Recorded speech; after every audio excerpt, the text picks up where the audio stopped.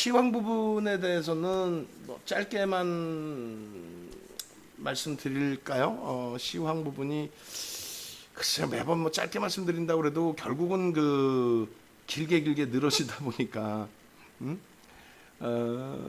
시장을 몇 가지만 놓고 말씀을 드릴게요. 몇 가지만 놓고 말씀드린다는 게 뭐냐면 다른 게 아니라, 자, 첫 번째 기준이 시장에서 여러분들이 가장 걱정하시는 게 그거잖아요. 아, 이거 고점 아니야? 이거 고점이라는데 괜찮나요? 이런 기준. 첫 번째 기준 아주 단순 논리로 말씀을 드릴게요. 원달러 환율을 놓고 보십시오. 원달러 환율. 그렇게 해서 원달러 환율이 1,300원을 훼손시키는 흐름이 나오면 그때 돼서 아, 이거 문제 있는 거 아니야 라고 생각하십시오. 아시겠죠? 짧게만 갑니다. 그냥 굵고 짧게 1,300원을 넘긴다라는 것은 뭐냐면 원화 가치의 훼손입니다. 원화 가치의 훼손. 우리나라 원화 가치가 1,300원을 줘야 1달러로 바꿀 수 있을 정도로 크게 훼손이 된다. 그것이 뭐 리먼 때나 IMF 때나 공통적으로 형성돼 있던 환율이 됩니다. 1,300원 기준. 그 부분을 넘기면 이게 좀 문제구나라고. 그래서 여러분들이 기억에서 잊어버리셨을 수 있는 내용인데 올해 이제 잠깐 그 요 위치까지 올라서 깜짝 놀라긴 했거든요. 그런데 크게 의미 없고. 그리고 2016년도에 뭐가 있었어요? 브렉시트가 있었죠? 브렉시트. 그때도 전혀 문제 없었죠. 변동성의 흐름이. 그래서 그 원달러 환율 부분에 1,300원의 기준을 설정해서 놓고 보시면 크게 무리 없다. 첫 번째가 그거고요. 두 번째 기준은 이제 금리의 기준인데 잘 생각해 보세요. 바닥금리라는 건 뭐예요? 바닥금리. 바닥금리라는 것은 말 그대로 지금의 기준에서 이제 제로 금리가 되는 거고요. 이쪽에 investing.com을 같이 볼 수 있을지 모르겠습니다만 이렇게 돼 있어요. 금리에 대해서 간단하게만 좀 설명을 드리면 기존 자료들이 좀 있긴 한데 그것도 꺼내서 설명드리다 보면은 윤정도 잘난 체는 할 수 있다 할지라도 결론적으로 시간이 길어져. 그래서 이제 그걸 배제하고 이렇게 보겠습니다. 각국의 이제 중앙은행, 또 연방준비은행 기준에서의 금리 기준을 좀 놓고 보여드릴 텐데 얘네가 이게 왜 잘 안 나오는지 모르겠어요. 정보 이렇게 나오고 금리 표가 있었거든요. 표가 있는데 그 표가 지금은 안 나오더라고요. 전 세계 중앙은행의 미국의 금리 부분. 모르겠다. 그러면 기존 그 금리 자료를 놓고 보든지 할게요. 일단은 여기에서 이걸 나왔다. 참 찾기 힘드네. 일단은 그 미국 쪽의 기준인데요. 아주 단순한 논리입니다. 이제 어떤 기준이 되냐면 요 기준이 되겠죠. 금리라는 것은 그냥 쉽게 생각하셔서 2000년 이후의 기준점에서만 놓고 설명을 드립니다. 2000년 이후 2008년, 2003년, 2004년 이때 기준으로 요 앞전까지 볼까요? 요 고점 기준. 그래서 그 앞전에 2000년도에 이제 그 IT 버블 이후의 흐름이 되겠죠. 그래서 쭉 금리를 내리게 되는데 여기서부터 금리를 쭉 내릴 때에 원래 이제 그 앞전 저점의 금리가 3%였어요. 3%였는데 앞전에 저점으로 형성됐던 최저점의 금리가 3%였어요. 근데 이제 그 금리 대비해서 추가적으로 더 내리죠. 그러니까 고점에서 경기가 정점을 찍었다 그러면 뭐를 해요? 지금도 경기가 안 좋아 그러면 뭐를 해요? 금리 인하죠.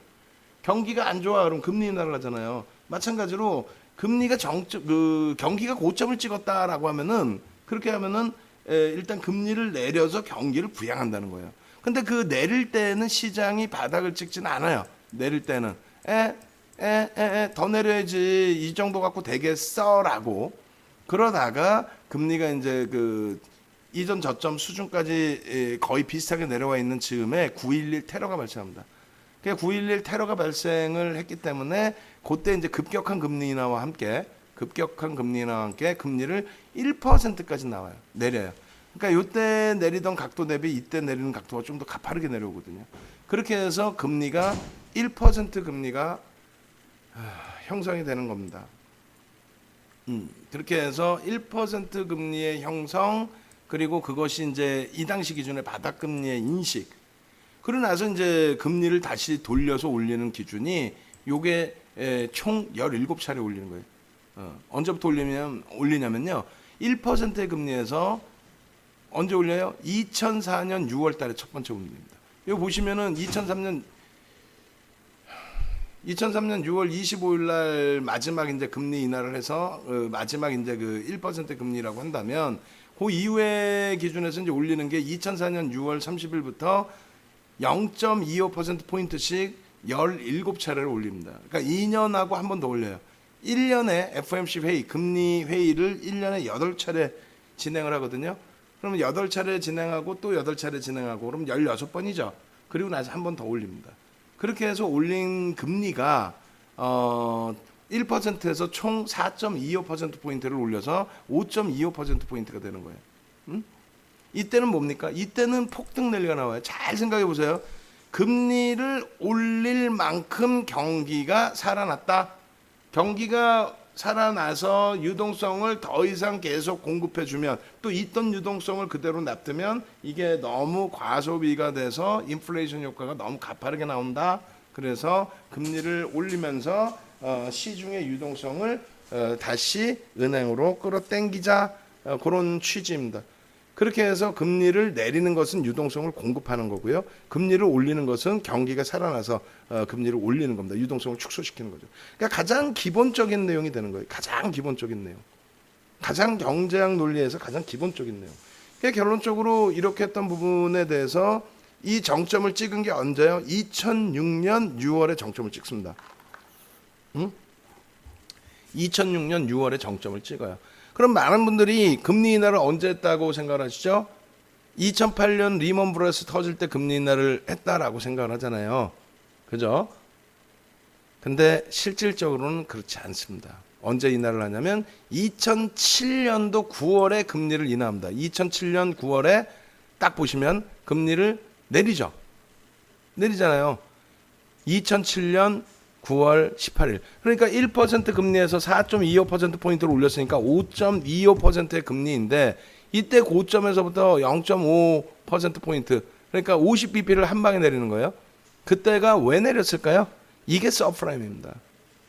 2007년 초에 서브프라임이 불거지고 파생상품에 대한 문제, 서브프라임이 주택담보 모기지론인데 그 주택담보 모기지론만을 논하는 게 아니라 프라임이 80%, RTA가 10%, 그 다음에 서브프라임이 10%.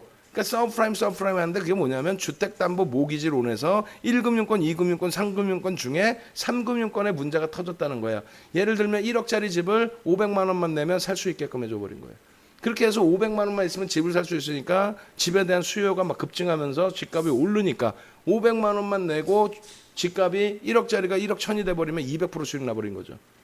그렇게 해서 거품 랠리에 유동성 랠리가 나온 거예요. 그게 파생상품입니다. 그게 90년대 이후에 파생상품에 거품이 터진 거예요. 그게 그래서 뭐 리먼 브라더스가 잘못한 부분만이 아니고 전체 GDP의 70배에 달하는 10배에 달하는 그런 파생상품의 문제가 골마 터져서 그렇게 된 거다. 그래서 리먼 브라더스 터지기 이전에 서브프라임 터지면서 금리를 내리죠. 단계별로 계속 내리는데 안 먹혀요. 그래서 이제 리먼 브라더스 터지면서 그 더 급격하게 내리면서 1%의 금리를 제로금리까지 내리는데도 시장은 밋밋합니다. 바닥을 제대로 찍지를 않아요. 그러니까 결국은 바닥 돌리는 게 언제 돌립니까? 2009년 3월 2일 날 돌립니다. 그래서 2009년 3월 2일인가 5일이야. 솔직히 윤정두도 늙어갖고 이제는 기억을 못해요. 3월 2일인가 5일인데 그날이 뭐냐면 양적 완화에 대해서 미국의 하원이 오바마 정부에서 이제 양적 완화까지 해야 된다. 흔히 얘기해서 버냉키 의장이 헬리콥터에서 돈을 뿌린다라고 할 정도로 금리 인하만 가지고 안 된다. 1% 금리 수준 갖고는 안 된다. 그래서 그 금리를 더 낮춰줘야 시장이 안정화를 찾는 겁니다. 앞전에도 그랬어요. 9.11 테러 때도. 그죠? 그렇게 해서 제로금리 플러스 상상을 초월하는 양적 완화. 그것을 바탕으로 그게 미국의 하원 의회를 통과하고 난 시점. 그게 2009년 3월인가 3월 2일인가 3월 5일인가 그래요. 거길 바닥으로 폭등 랠리가 나오는 거예요.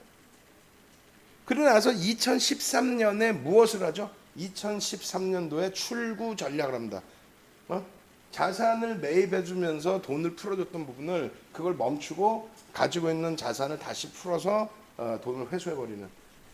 그리고 나서 이제 2015년 말부터 금리를 어떻게 해요? 2015년 12월부터 금리를 인상을 하죠. 왜? 경기가 지표가 살아나기 때문이죠.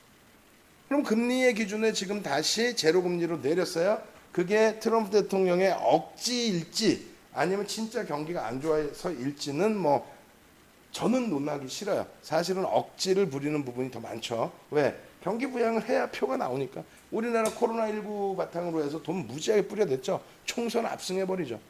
원래는 지금의 정부 당국이 방역이나 이런 부분을 철저하게 사실상 못했던 부분이 있어서 대구 사태가 터지고 한 건데 그 화살을 다시 우리는 굉장히 잘하고 있습니다. 진단키트도 세계에서 가장 최고입니다. 그리고 일단은 그 돈도 뿌릴게요.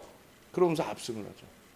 뭐 정치 논리는 얘기하고 싶지는 않아요. 그런데 어찌됐건 그러한 이제 수순 부분이 있다라는 거고 결론적으로 지금의 금리 제로 금리는 다시 해석하면 뭐예요?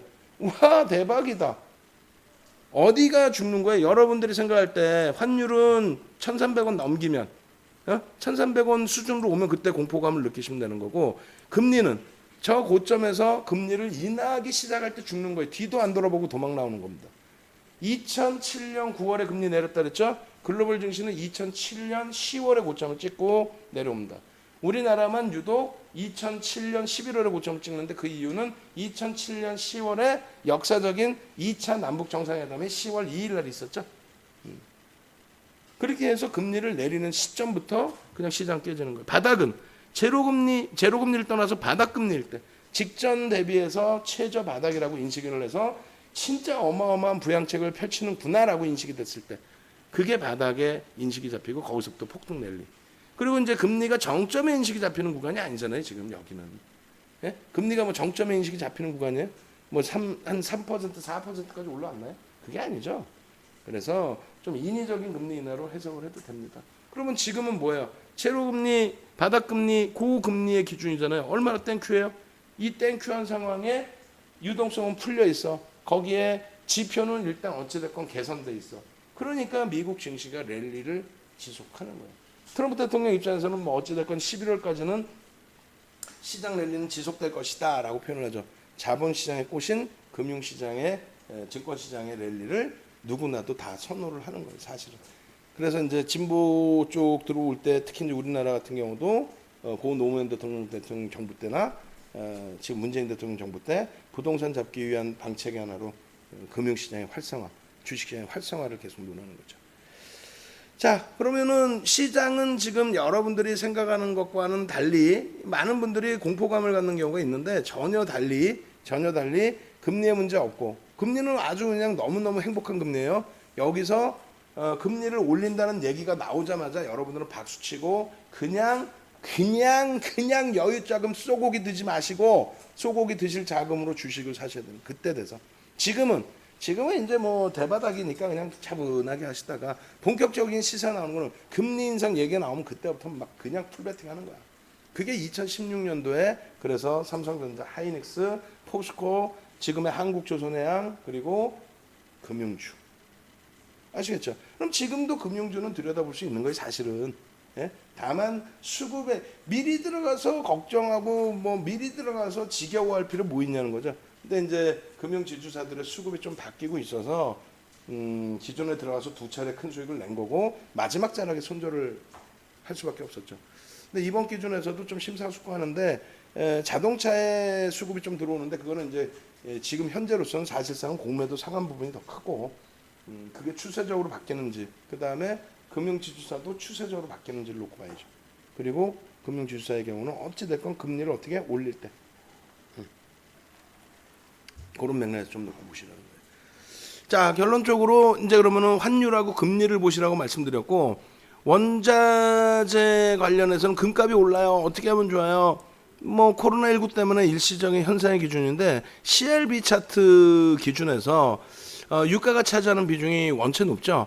근데 이제 유가 부분의 흐름이 이렇게 보시면 돼요. 얼마 전에 저는 이해가 안 되는 거예요. 그 아무리 여러분들이야 이제 금융시장을 잘 사실상 모르시니까 지금처럼 소중한 시간에 어찌됐건 뭐 내 계좌 좀 수익 좀 확정 지으시기 위해서 수익을 내시기 위해서 어찌됐건 윤정도한테 이렇게 오셔서 교육을 받으시려고 하시는 거잖아요. 근데 방송에 나와서 여러분들께 뭔가 멘토 역할을 자처하고 뭐 유료도 뭐 그냥 뭐 할 수는 없으니까 먹고는 살아야 되니까 유료 과금까지 하는 그런 분들이 말 같지도 않은 내용의 시황이나 이런 부분으로 여러분들을 혼란스럽게 하고, 그리고 결과적으로는 그것 때문에 여러분들의 소중한 자산에 손실이 나고, 그런 부분은 저로서는 볼 때 용납이 안 돼요. 가장 대표적인 예가 일단 이런 거죠. 그러니까 뭐 지금 서부 텍사스 중진류 같은 경우는 먼 기간이 안 나오니까 그냥 브렌트유를 볼게요. 브렌트유, 그다음에 두바이유, 그다음에 서부 텍사스 중진류 뭐 이렇게 쭉 있죠. 브렌트유는 이제 유럽에서, 그리고 이제 두바이유는 중동에서, 서부 텍사스 중진류 WTI는 뭐 말 그대로 서부 텍사스 뭐 그쪽에서, 그죠?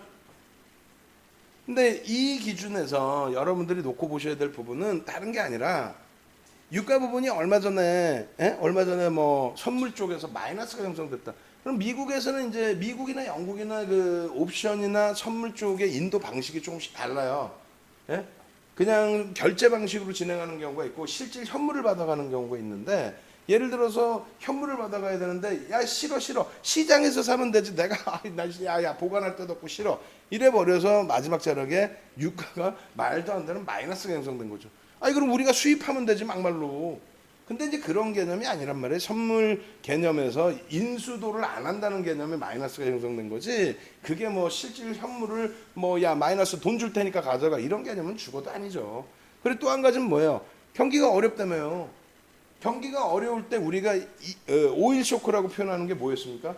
1차, 2차 오일 쇼크 당시 기준에 그 오일 쇼크 당시에 경기가 안 좋은데 유가를 들어 올리니까 지정학적 리스크로 들어 올리든 아니면 자기들끼리 담합을 해서 감산을 해서 니들 죽어봐라 하고 올리든 어찌됐건 경기에 미치는 영향력이 어마어마하게 컸죠. 그렇게 되면서 경기도 어려운데 유가까지 폭등이 나왔다. 이 개념인 거지. 그게 어떻게 유가가 하향 안정 추세일 때에 그때 그 부분을 부정적으로 해석하냐 이거예요. 다시 얘기해서 잘 들어보세요. 예를 들면은 유가가 이렇게 폭락을 해요. 예를 들어서 폭락을 해요. 이게 정상적인 흐름인데 폭락을 해. 근데 이 폭락을 할 때 리먼이 터지기 전에 얘가 먼저 폭락을 했어. 그러니까 시장이 최고 고점에서 계속 랠리가 나오는데 유가 폭락을 해요. 그러면 얘기할 수 있죠. 야야야야야 왜 유가가 폭락해.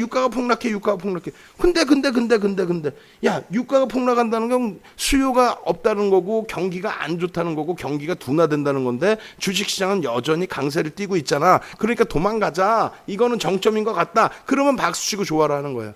근데 그게 아니라 시장 다 박살나고 코로나19 때문에 난리가 나 있는 상태에 유가가 급락을 해요. 그럼 박수치고 좋아해야지. 반영이 다 돼 있는 상태에서 유가가 상품 가격이 하락을 해서 오히려 경기가 코로나19 때문에 둔화될 수 있다면서요. 또 둔화됐다면서요. 그러면 거기에 유가가 하향 안정 추세에서 이제 정상적으로 점진적으로 돌려주는 모습이 나와야지. 그거를 무슨 뭐 유가로 폭등 나와야 됩니까 지금? 응? 경기가 별로 안 좋다면서? 상품 가격은 정상적인 수요에 의한 이러한 랠리 부분. 이때도 말이 많았어요. 이때도 한국경제TV에 시황 돈 받고 파는 그 양반이 유가가 이거 거품이라고 그러면서 주식은 왜 사라 그래? 정상적으로 금리를 올릴 만큼 지표가 개선이 되고 수요가 증가해서 상품 가격의 폭등이 아니라 점진적인 강세 이러한 부분 때문에 나오는 랠리를 그걸 왜 거품이라고 표현을 해? 그럼 금리도 올리지 말아야지 미국이. 그죠? 저 당시 기준에서. 그리고 미국 시장에 폭등 랠리도 나오지 말아야죠. 그러니까 이런 부분에 대해서는 정상적인 인식을 좀 가지셔야 됩니다. 거기에 이제 유가 부분에 대해서 프루덴셜 2008년도 기준에서 유가에 관련된 자료, 이게 증권사 임직원 교육 자료예요. 그게 이제 원유에 대해서 이제 쭉 이렇게 있는데 간단하게만 설명을 드릴게요. 간단하게만 설명드리면 이렇게 되어 있습니다. 예를 들어서 원유에 대해서 이제 중국의 수요가 굉장히 많았었고 계속 증가할 것이다 라고 예상을 했고, 그렇게 되면서 정상적인 강세를 띠는 수요와 공급에 의한 강세를 띠는 부분에 대해서 문제가 없다. 만약에 경기가 안 좋은데 1차, 2차 오일 쇼크처럼 경기가 안 좋은데 지들끼리 중동의 지정학적 리스크 때문에 또 자기들끼리의 담합 때문에 경기가 안 좋음에도 불구하고 유가가 급등을 하게 되면은 그러면 머리가 아프죠. 왜냐하면 경기에 미치는 영향력이 크니까. 근데 그 부분이 예를 들어서 2003년 이후에 2007년까지 폭등 랠리가 나오잖아요. 경기가 좋아지면서 어떤 식으로 중국이 2000년 들어서 성장한 게 아니고요. 90년 들어서면서 경기 성장률이 굉장했습니다. 8%대 뭐 이런 식으로. 그것이 이제 두 자릿수 성장으로 나타나게 된 게 2000년부터의 기준이 되죠. 그렇게 되면서 그러한 성장과 함께 블랙홀이라고 표현했죠. 원자재 시장에서 원자재를 다 빨아들이는 그런 흐름이 나왔는데, 어찌됐건 유가 부분도 원유 부분도 중국 쪽에서 수요의 증가에 의한, 또 중국의 수요 증가가 그냥 자기들이 뭐 원유를 뭐 둘러 마실까 막 꿀꺽꿀꺽, 그게 아니라 그걸 활용을 해서 예를 들면 저가 상품 만들고 그것을 다시 미국에 수출을 하고, 그러한 이제 순환성의 흐름들이 세계 경기를 이끌어 준 거죠. 그러한 흐름의 기준이 되는 겁니다. 그래서 유가가 급등을 했어도 시장에 랠리가 나왔던 거고. 그리고 이제 또 하나 중요한 부분은 물가 상승률에 미치는 영향력. 유가가 오일 쇼크 당시에 물가에 영향을 미치는 영향력 어마어마했단 말이에요. 근데 지금은 아름아름 뭐 대체 에너지도 있고, 그 에너지 의존도라든가 산업에서의 또 유가 원유에 대한 의존도가 낮아졌다는 거죠. 그냥 뭐 난방이나 이런 것뿐만 아니라 산업 자체에서도 에너지 의존도가 원유에서 낮아졌다는 거예요. 그래서 결론적으로는 에너지 집약도의 변화 추이라든가 의존도라든가 그리고 결론적으로 유가 부분 뭐 땅 파면 맨날 나오는 게 원유잖아요. 우리는 땅 파면 돈 나옵니까? 맨날 뭐 주식 맨날 추가 편입하게 이렇게 말씀드리는데, 얘네는 땅 파면 나오는 게 원유잖아요. 그러니까 어찌됐건 그렇게 해서 아무리 땅 파면 원유가 나온다고 해도 우리나라의 기준입니다. 근로자 소득 비교를 했을 때 월소득 비교가 1차 오일 쇼크 당시, 2차 오일 쇼크 당시 대비 월소득은 저렇게 많이 72배 증가했는데 국제유가는 저 당시에 100불이라고 해도 뭐 74년도에 10배 수준. 그렇기 때문에 이것을 과도한 유가 상승, 과도한 인플레이션 현상, 또 금값도 좋다 뭐 만만치 않았죠. 그러한 흐름으로 굳이 해석할 필요는 없다라고 말씀드리는 거예요. 지금의 기준도 이런 내용이 똑같다는 거예요. 지금의 기준도. 그래서 뭐 말 같지도 않은 이러한 흐름에 대해서 뭐 우려하시지 마시고, 또 달러 인덱스에 대해서 또 요즘 얘기를 간혹 해요. 달러 인덱스가 지금 95까지 내려왔어요. 달러가 약세를 띄고 뭐 어쩌라고. 뭐 그런 적 많아요. 무슨 뭐 달러가 뭐 90 깨진 것도 아니고 90이 깨져도 문제가 안 돼요. 그리고 달러의 흐름은요. 달러가 자기 마음대로 뭐 약세 띄고 강세를 띄는 건 아닐 거 아닙니까? 그리고 그 달러의 흐름은 아시잖아요. 달러 인덱스는 유로화, 그다음에 일본의 엔화, 영국의 파운드, 그다음에 프랑스, 캐나다 달러, 그다음에 스위스 프랑, 그다음에 덴마크 화폐 이렇게. 근데 이제 GDP의 비율에 따라서 상대적인 지수를 설정을 하는 건데, 일단 유로화 대비해서 달러가 강세든 약세든 뛰게 되면 유로 국가들이 가만히 있어요? 가만히 안 있죠. 장난치냐? 야, 니네가 환율 조작국 이것들을 확 그냥 막 그냥 그럴 거 아니에요. 그리고 이제 영국이 가만히 있어요. 영국이 자존심 얼마 쓰는데 미국 우리한테야 미국인 거지. 영국 애들을 보면 야, 쟤네들 우리한테 독립한 국가인데 뭐 어쩌고 저쩌고. 그럼 영국 파운드와 대비해서 미국이 지 맘대로 약세를 띄거나 강세를 띄면은 그게 좀 과도하면은 그거에 대해서 가만히 있나요? 결론은 달러는 누구에 대해서? 엔화에 대해서. 엔화에 대해서 서로 꿍짝꿍짝 잘 맞잖아요. 엔화에 대해서 약세를 띠거나 엔화에 대해서 강세를 띠거나 그 부분이 가장 큽니다. 네? 그렇게 해서 그 흐름이 나오게 되는데 일단 약달러의 기조가 강엔의 기준이 된다. 그러니까 약달러의 기준이 강엔의 기준이 되는데 한번 보실까요? 그래서 뭐 시장에서는 지금 엔화의 기준을 한번 볼게요. 환율 일본 엔화. 지금 팔이 제가 시큰시큰한데 왜 그러지 갑자기? 월봉 기준입니다. 지금 엔화에 대해서 달러의 기준이 어떻게 돼요? 달러가 약세를 띠게 되면은 저렇게 75엔, 예? 1달러를 줘도 75엔 뿐이 못 바꿔. 예? 1달러를 주면 100엔을 넘게 줘야 되는데 134엔을 줘야 되는데 야 1달러 줄게 돈 줘봐 엔화 줘봐 그럼 134엔을 줘야 되는데 반토막 났죠. 2002년 대비해서. 응? 지금 마찬가지로 이제 2015년 고점 대비해서고 그 다음에 인덱스 기준이 이제 95 내려오는 기준인데 이렇게 되면 상대적으로 엔화가 강세를 띠는 거죠. 다시 얘기해서 75엔만 줘도 1달러를 살 수 있는 거야. 75엔만 줘도. 응? 대신에 만약에 토요타가 1달러에 차 한 대 팔면 어떻게 돼요? 1달러에 차 한 대 팔면은 2015년도에는 자 1달러에 차 한 대 팔아서 125엔을 받았단 말이에요. 1달러에 토요타 차 한 대 팔아서 1달러에 팔았어. 그럼 125엔을 받았어요. 근데 지금은 차 한 대 팔면 107엔 뿐이 못 받아. 그럼 어떻게 돼? 앉은 자리에서 20엔이 손해죠. 마진이 줄어들잖아요. 그러다 보니까 차 가격을 올려서 팔아야 될 수밖에 없죠. 그러다 보면 또 상대적으로 현대차, 기아차는 수혜를 보죠. 그런 맥락인데 그거는 이제 나중에 얘기고 지금 뭐 인덱스가 엄청나게 변화된 것도 아니고. 그 결론은 금리, 환율, 상품 가격 하다못해 요즘에 간혹 뭐 CDS 프리미엄 어쩌고저쩌고 떠드는 사람들이 있어요 방송에서. 전혀 예? 달러 인덱스 어쩌고저쩌고 뭐 떠드는 분들 계세요. 전혀. 예. 라이브 맞습니다. 키 작은 나무님. 전혀.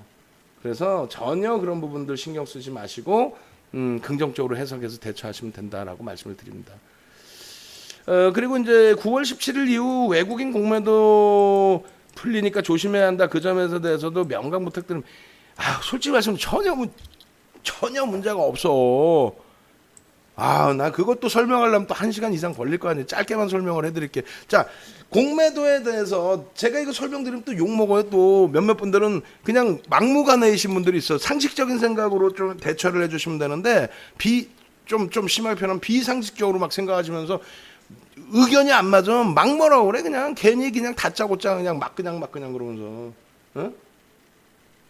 그냥 결론은 공매도가 다시 풀린다고 해서 문제가 되겠느냐라는 부분에 답변을 드릴 텐데 그게 궁금하다 하시는 분들은 45번 출석 검사도 할 겸 자 45번 한번 갑시다. 45번 공매도가 9월 달에 다시 제재가 풀리면 시장이 충격받을 수 있다라고 생각하느냐 그거에 대해서 윤정두가 좀 시원하게 한번 얘기해 줘봐라. 논리정연하게. 45번 출석 검사도 할 겸 또 라이브 방송 카카오 TV에서 보시는 분들은 어떻게 해야 돼요? 카카오 TV에서 보시는 분들은 카카오 톡방 여러분들이 참여하고 계시는 카카오 톡방에 45번을 한번 눌러주세요. 아시겠죠? 그리고 여러분들께 자료 드리기로 했으니까 자료 드릴게. 오늘 그거 서로가 우리가 미팅이 제대로 안 된 상태여가지고 여러분들께 이제 그 자료 부분을 뭐뭐 드릴지에 대해서 제대로 설명을 못 드렸는데 뭐 종목 설명하고 막 저 하느니 일단은 공매도 부분도 마저 설명을 그럼 드리고 그리고 나서 뭐 들여다볼 종목군들 그다음에 어제 일요일 날도 교육을 해드렸어요, 그죠? 종목 설정하는 방법에 대한 교육 그러한 부분들을 또 안내를 해드릴게요, 교육을 해드릴게요. 일단은 지금 5번째 방에 들어와 계신 분들께 자료를 올려드리기로 했으니까 자료 올려드릴게요. 이렇게 해서 보겠습니다. 일단은 잠시만요. 조금 전에 이제 문자반 데이터 부분이 오픈이 됐는데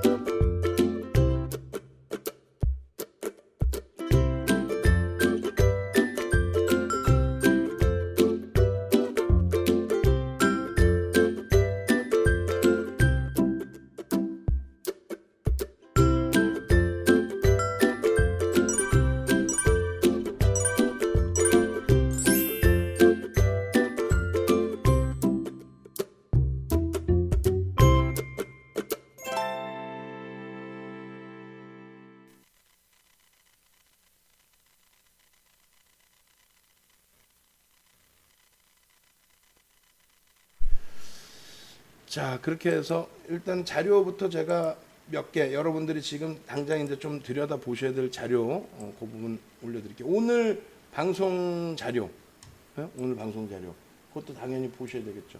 그렇게 해서 5번째 방에 일단은 올려드리고 저희 이제 정의원님들 방에 올려드리고 그리고 오늘 그 PDF 파일로 오늘까지 누적 그 수익 올려놓으신 거 있죠, 한이사님?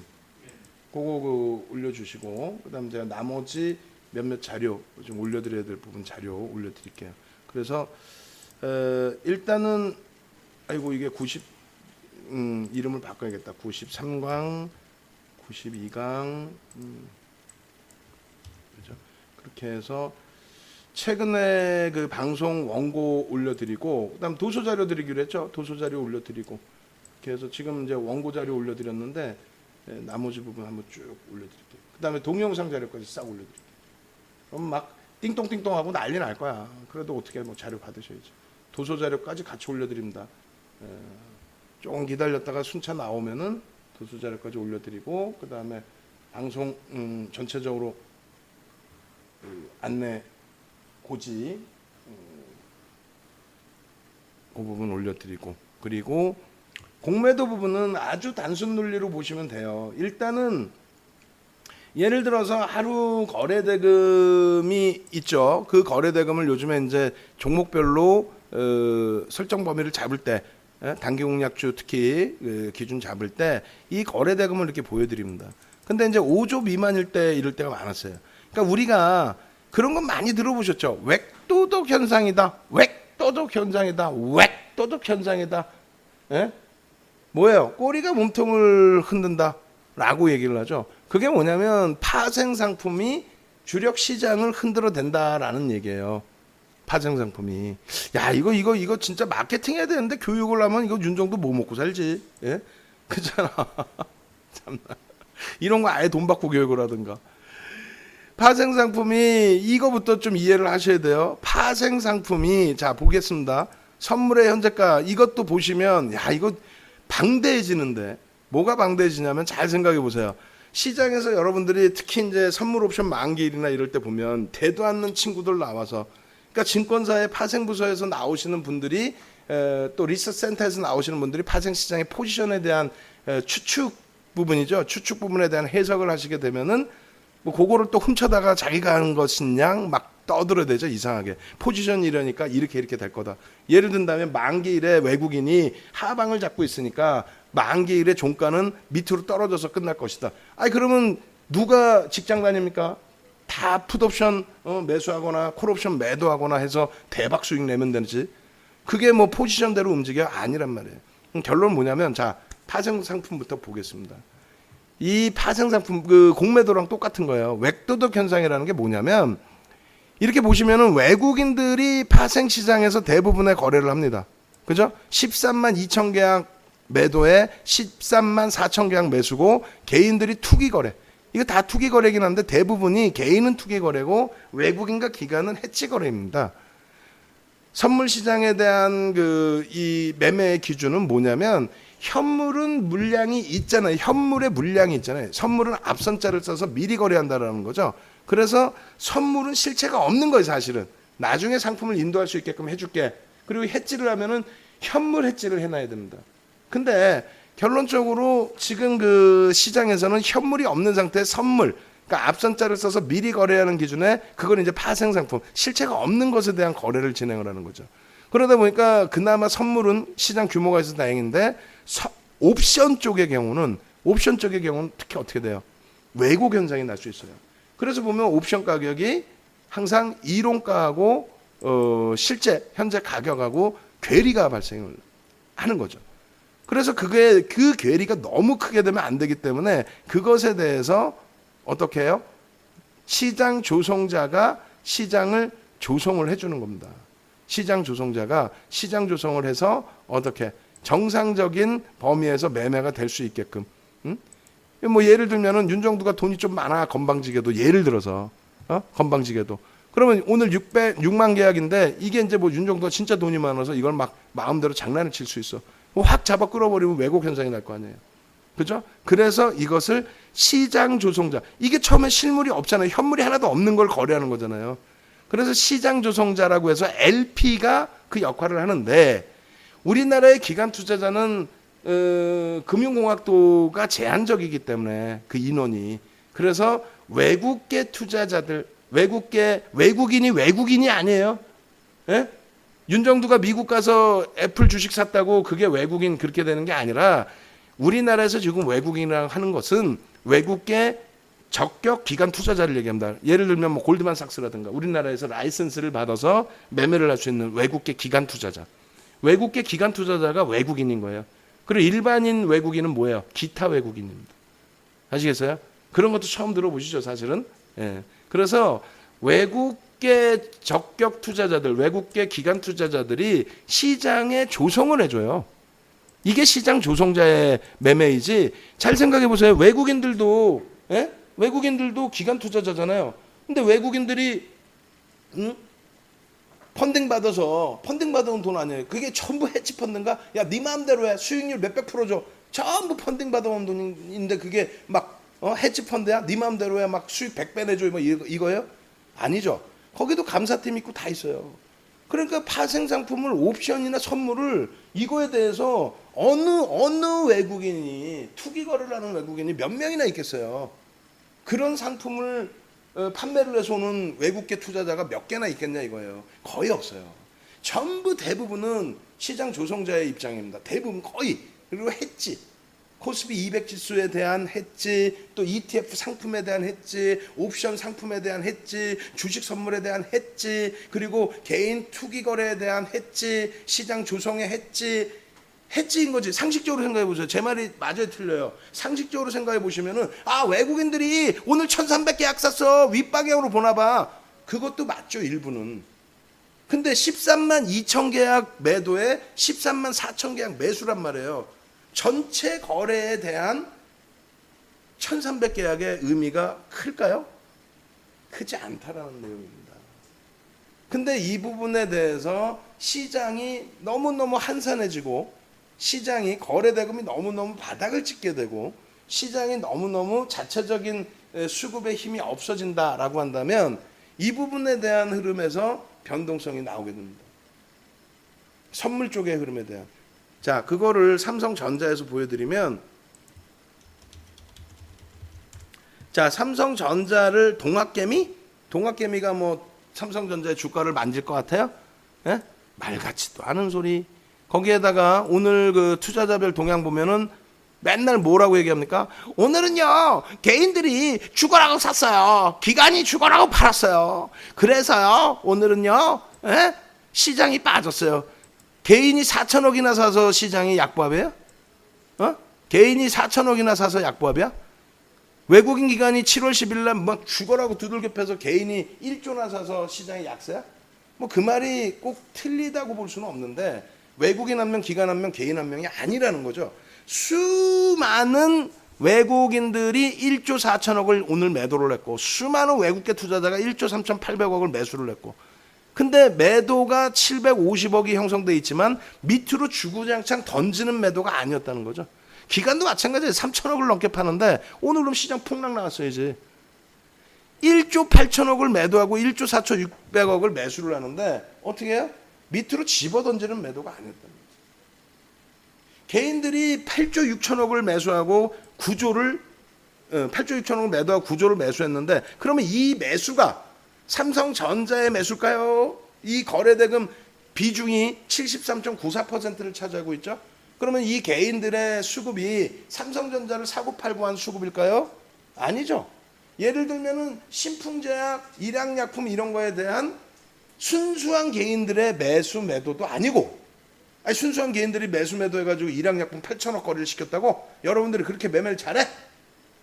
오늘 막 들어가서 매수 매도 해가지고 막 사고 팔고 한 10번 해갖고 그냥 수익 좀 나셨나? 그거를 좋아하는 분들은 그거를 좋아하는데 전체 주식 인구가 그걸 다 좋아한다고 생각하면 착각입니다. 그럼 일양약품이나 신풍제약의 거래대금의 상당 부분은 누가 하는 거예요? 실제 순수한 개인이 아니라 시스템 매매하는 애들 매수 하루에 한 번에 1초에 2011년 기준에 1초에 7번 부딪혀요. 알고리즘만 맞으면 1초에 손으로 이렇게 다다다닥 치는 게 아니라 1초에 빵 그게 7번 걸어야 된대요. 2011년도에 저도 그걸 알게 됐어요. 금융당국을 통해서. 응? 아니 실질적으로 신풍제약 거래대금이 뭐 주식수가 좀 적다, 거래량이 적다 할지라도 그거는 중요한 게 아니잖아요. 거래대금이 중요한 거지. 잘 생각해 보시라는 거예요. 신풍제약 같은 경우에 860만 주 분이 거래가 안 됐지만 거래대금이 7,560억입니다. 그럼 이 7,560억을 순수한 개인이 여러분들과 제가 자 형님 10주 사세요. 내가 10주 팝니다.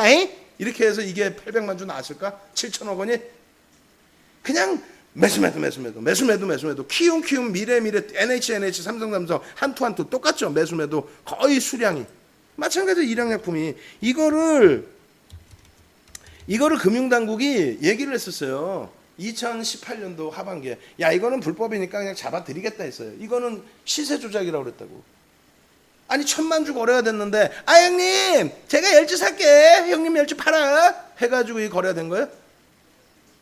기계적인 수급의 범위란 말이에요. 시스템 하는 애들이. 그 논리는 나중에 시간 되면 다시 해드릴게요. 왜냐면 공매도 얘기해야 되니까. 그 보시면 모든 종목이 키움 미래 NH 삼성 한투야. 근데 소형주들의 경우에 뭐 얘네들이 소형주라고 볼 수는 없지만 거래량 특히 거래량 최상위 종목군들 보면은요 창구가 다 똑같아.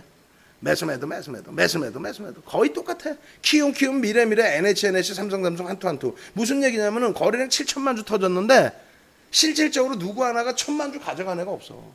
누구 하나가 2천만 주 가져가는 애가 없어. 이 거래대금이 모여서 아까 보신 전체 거래대금의 73%를 개인이 한 것처럼 보이는데 개인이 시장을 장악한 게 아니고 누가 시스템 거래에 의한 매수매도 요 짓거리 하고 있었다는 거예요. 외국인 기관은 뭐예요? 그냥 삼성전자 하이닉스에 대한 정상적인 수급에 의해서 글로벌 시장의 연동성을 보고 그쪽에 대한 수급이 매수세가 유입되거나 왜 글로벌 시장을 보면서 인덱스 쪽에서 야 비중 조금 줄여 시장 전체적으로 밀리네 지금 뭐 비중 조금 늘려 또 ETF 상품이 팔렸네 조금 사나 ETF 상품이 회수가 됐네 좀 팔아나 이런 식의 흐름에서 지수의 변동 라인이 나오는데 그게 선물 쪽에 해지 부분이 더 강해서 현물의 흐름을 두들겨 패면 그걸 웩도덕 현상이라고 표현하는 겁니다. 막연하게 웩도덕 현상이래요. 다시 얘기해서 삼성전자의 오늘 거래를 보여드릴게요. 오늘 그게 눈에 확 띄게 들어올지 모르겠는데 거래량이 좀 있을 때 눈에 더 띄거든요. 무슨 얘기냐면은 삼성전자가 오늘 시장 등락률하고 비슷하게 끝났죠. 그러면 왜곡되게 뭐 삼성전기부터 짧게 볼게요. 삼성전기. 예를 들면 우리 욕심 같으면 이 녀석들 말이야. 장난 똥 때리는 것도 아니고 확 그냥 13만 1,000원에 끝내놨어. 이것들이 그냥 아주 그냥 확 그냥 한 500주 더 사면 되잖아요. 변동거래량 보시면 14,400주 거래되는데 이게 막말로 우리가 다 사도 되지. 20억 없을까봐 우리 방에? 예? 한 20억에다 조금 몇백 주 더 사면은 13만 1,500원 하고 그다음에 13만 2천원까지 해서 0.76% 우리가 몇백 주만 더 사도 그냥 들어 올릴 수 있을 거 아니에요. 그게 가능해요? 가능은 하지. 근데 정상적인 해지 물량들이 다 있기 때문에 코스피 200에 대한 해지 물량 뭐 전체 그러니까 이거는 왜곡된 지수 주가 흐름이 나올 수가 없다고. 결국은 주가의 결정은 물론 뭐 종가까지 무조건 다 관여를 한다는 개념은 아닌데 주가의 추세의 결정은 자체적인 재료를 가지고 자체적인 외국인 기관 수급이 들어와서 결정을 짓는 범위가 가장 긍정적인 건데 그렇지 않고 시장에서 업종이 조금 소외되어 있다라고 하는 경우에는 웩도덕 현상 선물에 의해서 움직이고 거기에 추가적으로 매도세까지 겹쳐지면 조금 더 확대되는 거죠. 매수가 들어오면 그럼 탄력 받는 거고. 그럼 삼성전자도 보시면 자체적인 흐름에 의한 추세 흐름이냐 요즘은 조금 제한적이란 말이에요. 무슨 소리냐면은 자체적인 흐름도 나오는 경우가 중간중간 나오는데 실질적으로 평상시에는 아주 강한 지금 IT 쪽의 시세가 나오는 건 아니잖아요. 그게 뭐냐면은 자체적인 그냥 뭐 프로그램 매매 선물에 연동된 매매가 아닌 현물에서 자체적인 흐름의 매매가 아닌 그냥 선물에 연동돼 있는 흐름에서 움직임이 나오는 경우가 많다라는 거죠. 그래 오늘 프로그램 쪽에서 이제 굵은 물량이 얼마큼 진입이 되는지 모르겠습니다만 거래량 자체 1000만 주라서 별로 없을 것 같긴 한데 한번 보겠습니다. 기초자산에서의 흐름이 파생 쪽의 기준을 잡아줘야 되는 게 맞는데 전체 시장의 지수의 연동폭에 대한 코스피 200 지수의 연동폭에 대한 선물 쪽의 해지 물량에 의해서 호가가 삼성전자도 바뀌어간다는 거예요. 왜냐하면 삼성전자 1%가 지수에 미치는 영향력이 4.5포인트입니다. 삼성전자 1% 움직이면 4.5포인트 정도 움직여요. 지금 보시면은 이런 물량들은 뭘까요? 이것도 이제 선물 쪽의 해지 물량일 가능성이 있어요. 선물 쪽의 해지 물량. 왜냐하면 규모가 조금 작아서 그렇지 개인들이 뭐 이 정도 물량도 살 수는 있겠습니다만 같은 호가 시간대에 한 방에 빵 치는 물량들이 들어온단 말이에요. 한 방에 빵 치는 물량들. 한 방에 빵 치는 물량들. 그러니까 조막손들이 10주, 20주, 뭐 몇백 주, 뭐 1000주 이런 흐름 말고 선물 쪽에서 매매가 나오고 이 삼성전자 100원이 시장에 미치는 영향력이 얼만데 100원당 1포인트 정도씩 100원당 0.5포인트 정도씩 움직이거든요. 1000원 움직이면은 아니지 0.5포인트 그렇지 1000원 움직이면 5포인트 정도 움직이니까 1000원 2% 아니다 500원이 죄송합니다 500원에 1%죠. 그럼 500원에 1%라고 치면은 500원에 5포인트 움직이는 거니까 100원당 1포인트 정도 움직이는 거예요. 100원당 시장 지수가 1포인트 움직인다고. 그러니까 그게 우리 마음대로 뭐 동학개미가 10주 샀다 100주 샀다고 해갖고 주가가 흘러가는 게 아니고 이렇게 움직이다가 선물 쪽에서 변형이 나오면 그 선물에 의해서 주가가 움직임이 나온단 말이에요. 계속 요 사이에 54,500원, 54,600원 뭐 이런 식으로 움직이다가 여기도 보면은 마감 동시 효과니까 중간 빵꾸가 나 있는 거지 앞뒤로 꽉꽉꽉 차 있는단 말이에요. 누가 그걸 물량을 20만 주를 누가 털었다고 해서 주가가 바로 계속 밑으로 내려가거나 그러질 않아요. 선물에 연동돼 있어요. 근데 그것이 웩도덕 현상이라는 거고 그것을 자체적인 흐름에서 개선시킬 수 있는 흐름이 나와야 된다는 거죠. 이거 실적 좋은데 선물 지수하고 상관없이 얘는 실적이 좋은데 하고 매수가 강도 있게 들어오는 모습들 그런 부분들. 그래서 오늘은 좀 밋밋해 보이는데 예를 들면은 같은 시간 여기 보시면 어떻게 됐어요? 34초에 만주 35초 9시 3분 35초에 만주 이게 순간적으로 여기 쌓여있는 20만 주 30만 주를 한 방에 다 채가요. 해치성의 물량으로. 이해되세요? 그러니까 그거부터 이해를 하셔야 된다고. 공매도를 이해를 하시려면 선물 시장에서의 웩도덕 현상이라는 것이 선물의 해지에 의해서 정상적인 종목에 여러분들은 소형주 들어갈 때 저거 신풍제약도 솔직히 소형주지 13배 올라온 건데 저거 누가 좀 만져줘서 움직여줬으면 이런 생각하잖아요. 예? 그죠? 근데 대형주의 경우는 그 흐름을 해지 물량이 들어와도 카바에서 이겨낼 수 있을 정도의 수급이 완벽하게 연동되지 않는 한 이거 보시면 어떻게 됐어요? 44초에 1초 단위로 그냥 빠바바바방 치고 가죠. 이게 이제 글로벌 시장에 연동되는 코스피 200 지수에 대한 뭐 해지성의 물량이라든가 이런 게 한 방에 들어오는 거예요. 이게 시장 조종자의 역할이고 또 이것을 통한 프로그램 매매를 하는 쪽에 바스켓 매매의 기준이 되는 거죠. 좀 어렵다 하시면 그냥 넘어가세요. 이해하시고 그냥 막 인위적으로 왜곡되는 현상이 아니라 시장의 흐름이라는 것이 이렇게 규칙 있게 움직이는구나 라는 부분을 염두에 두시라는 거예요. 개인들 아무리 이렇게 해서 100주, 200주, 10주, 20주, 30주 여기에도 프로그램 매매가 있겠습니다만 그렇게 들어온다고 해서 주가가 바뀌질 않아요. 예? 주가 바뀌질 않아요. 아시겠죠? 요것을 벗어나려면 그래서 삼성전자의 거래량이 터져주고 선물의 흐름에 상관없이 자체적인 흐름이 나와주는 모습이 연동돼야 지금 시장 대비해서 월등히 올라와 있잖아요. 삼성전자 월봉 보시면 선물 쪽에 지수에만 연동돼 있다면 이런 상승률이 나올 수 있어요? 2016년 이후에 우리나라 지수 대비해서 149% 올라와 있잖아요.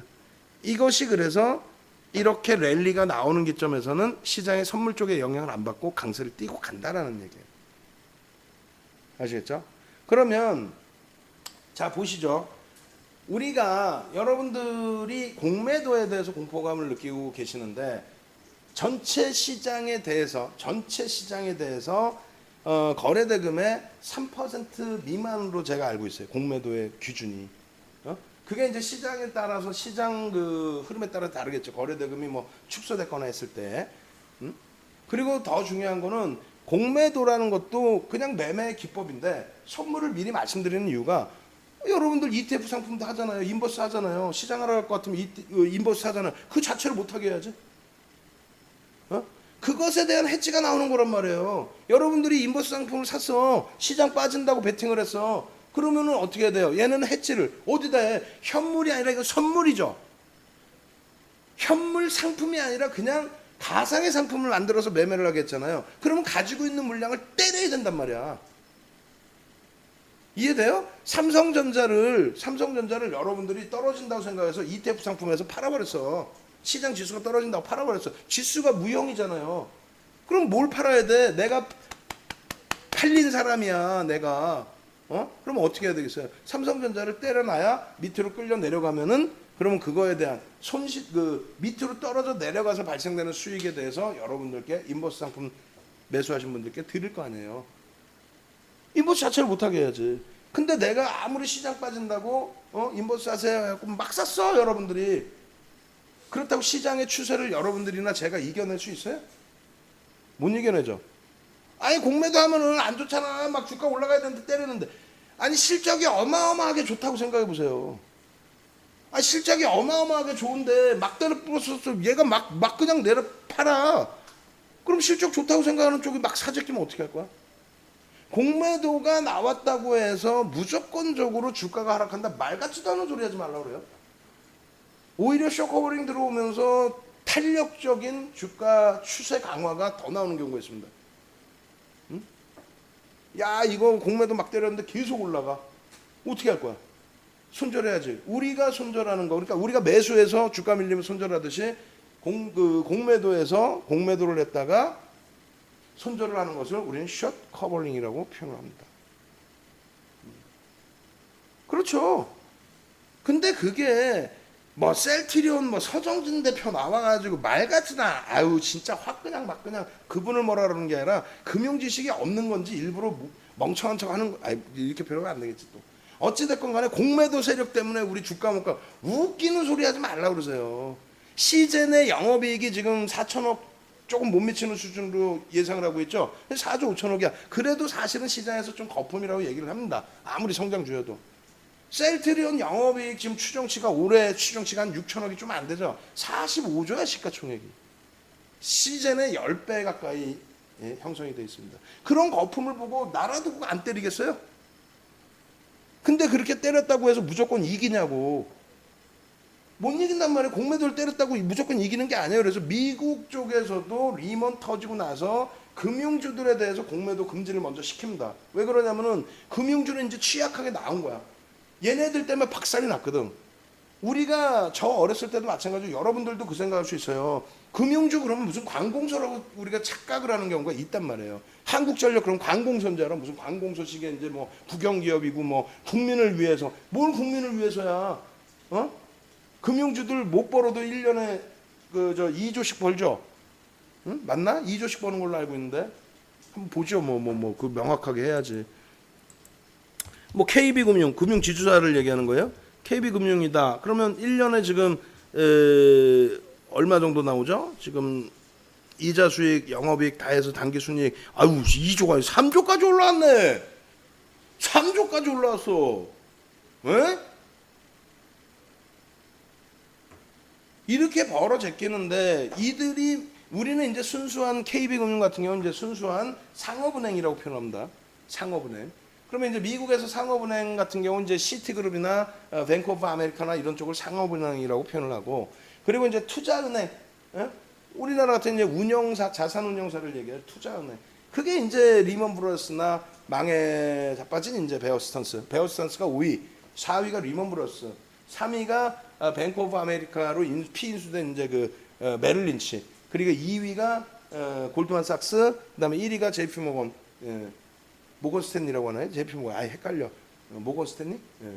하여간에 그렇게 해서 그들의 문제였단 말이에요. 투자은행의 문제. 투자은행의 문제.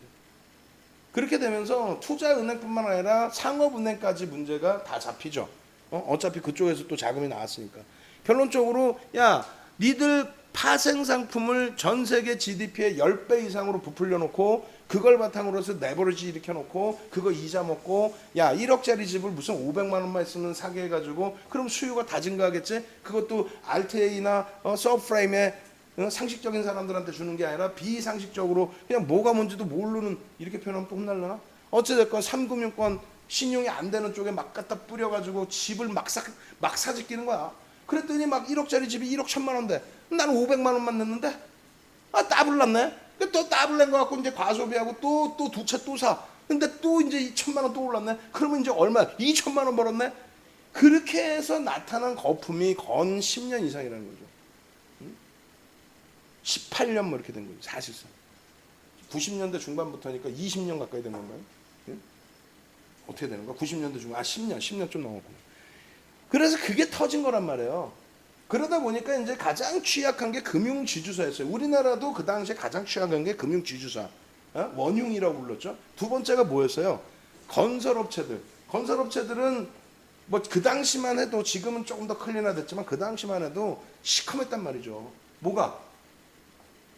아니 중동 쪽에서 저가 수주한 거 그 커넥션들 분명히 다 있다고 이제 생각을 하는데 뭐 좀 이것도 위험한 얘기예요. 어찌됐건 건설자들이 중국에서 저가 수주한 거 호황이라고 막 수주해 오는데 전부 다 알고 보면 다 저가 수주야.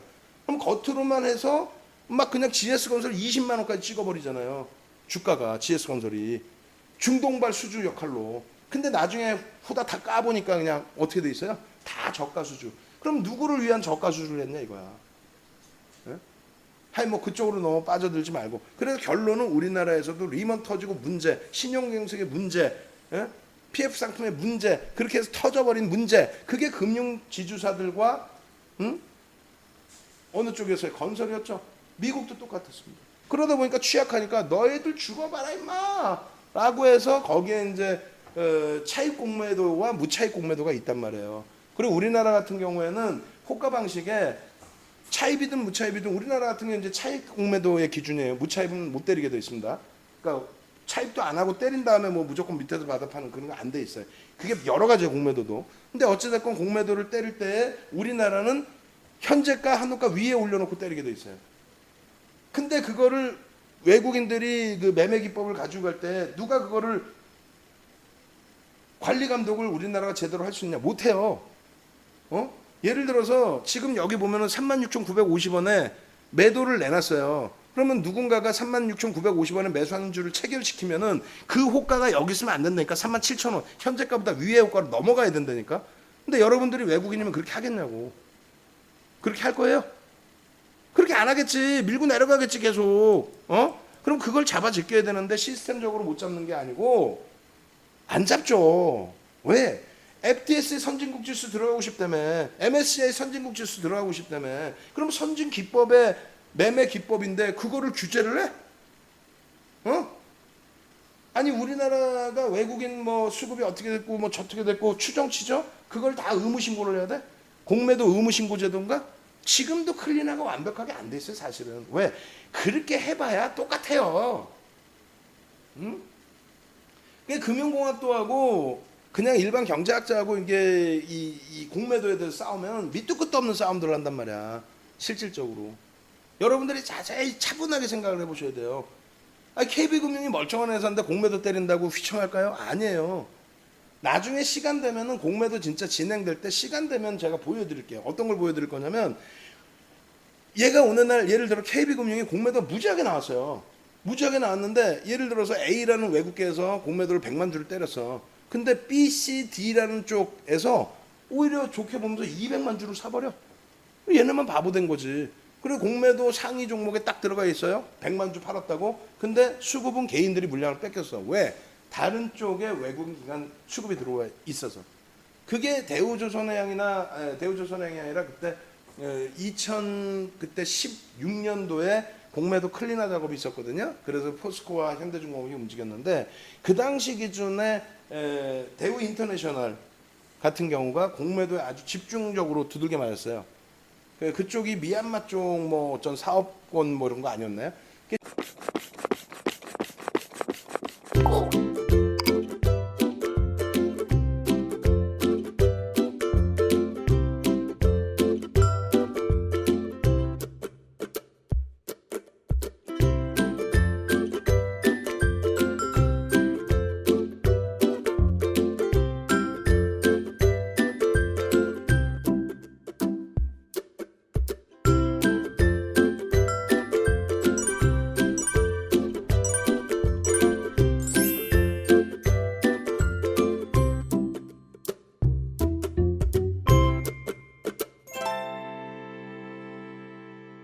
집중적으로 두들겨 맞았는데 결국은 집중적으로 두들겨 맞았지만 주가는 폭등 랠리가 지속이 됐습니다.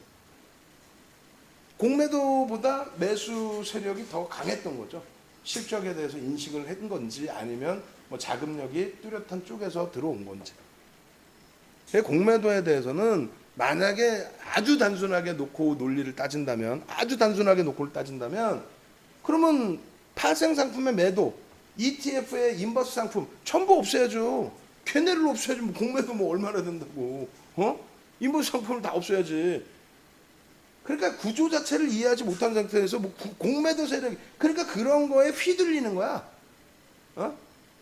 저기 저 후진국 가면 그런 거 더 많잖아요. 후진국 가면은 탁신이 부정부패로 인해서 뭐 잘났든 못났든 반대파가 그렇게 악을 썼든 말았든 탁신이 부정부패로 인해서 쫓겨나고 감옥 가고 다 했는데 그 여동생 익락이 또 총재를 해먹죠. 그런 걸 보면서 우리가 솔직히 뭐라 그래. 아유 후진국도 이러잖아요. 저 네팔인가 페루인가 어디 가면은 그저 후지모리라는 대통령이 있었죠. 일본 이름 그대로 쓰면서. 근데 거기도 부정부패 해가지고 막 일본으로 도망가고 잡혀오고 막 감옥 가고. 근데 그 딸내미가 나와가지고 거의 이길 뻔했는데 아버지 사면 조치할 수 있다 해가지고 여론이 갑자기 바뀌어가지고 안 됐죠. 그런 걸 보고 우리가 뭐라 그래요? 응? 마찬가지예요. 정상적인 그 기준에서 생각을 해야 되는데 자꾸 이제 우리 어릴 때 뭐 세뇌 받고 중국은 뗀 놈이다, 저기 우리 김일성은 무슨 뭐 동탁이다, 뭐 돼지다, 북한군은 뭐 이일이다. 그 공매도도 차분하게 좀 공부를 하시면 그게 시장에 미칠 수 있는 영향력이 사실은 크지가 않습니다. 물론 이제 그 시장이 충격을 받고 있을 때 매수세도 없는데 공매도가 막 때리면 그러면은 뭐 지금의 신풍제약이랑 똑같은 거예요. 사실은 거품이잖아. 우리 알잖아. 뭐 신풍제약이 좋아서가 솔직히 얘기하면은 13배 오른 게 그게 진짜 펀더멘탈이 13배 개선돼 있을까요? 그 후유증은 이제 뭐 나중에 조금 나올 수가 있을 텐데, 그러면 정상적인 그 방법을 찾으려고 하는 역할이 뭡니까? 그렇게 과열이 되면 금감원에서 금융당국에서 야 이건 아니잖아, 야 이거 한번 주가 조작 한번 들여다볼까? 뭐 이런 식으로. 그죠? 칠레였나요? 칠레? 칠레인가? 아니 페루인가 뭐 어디. 그쵸?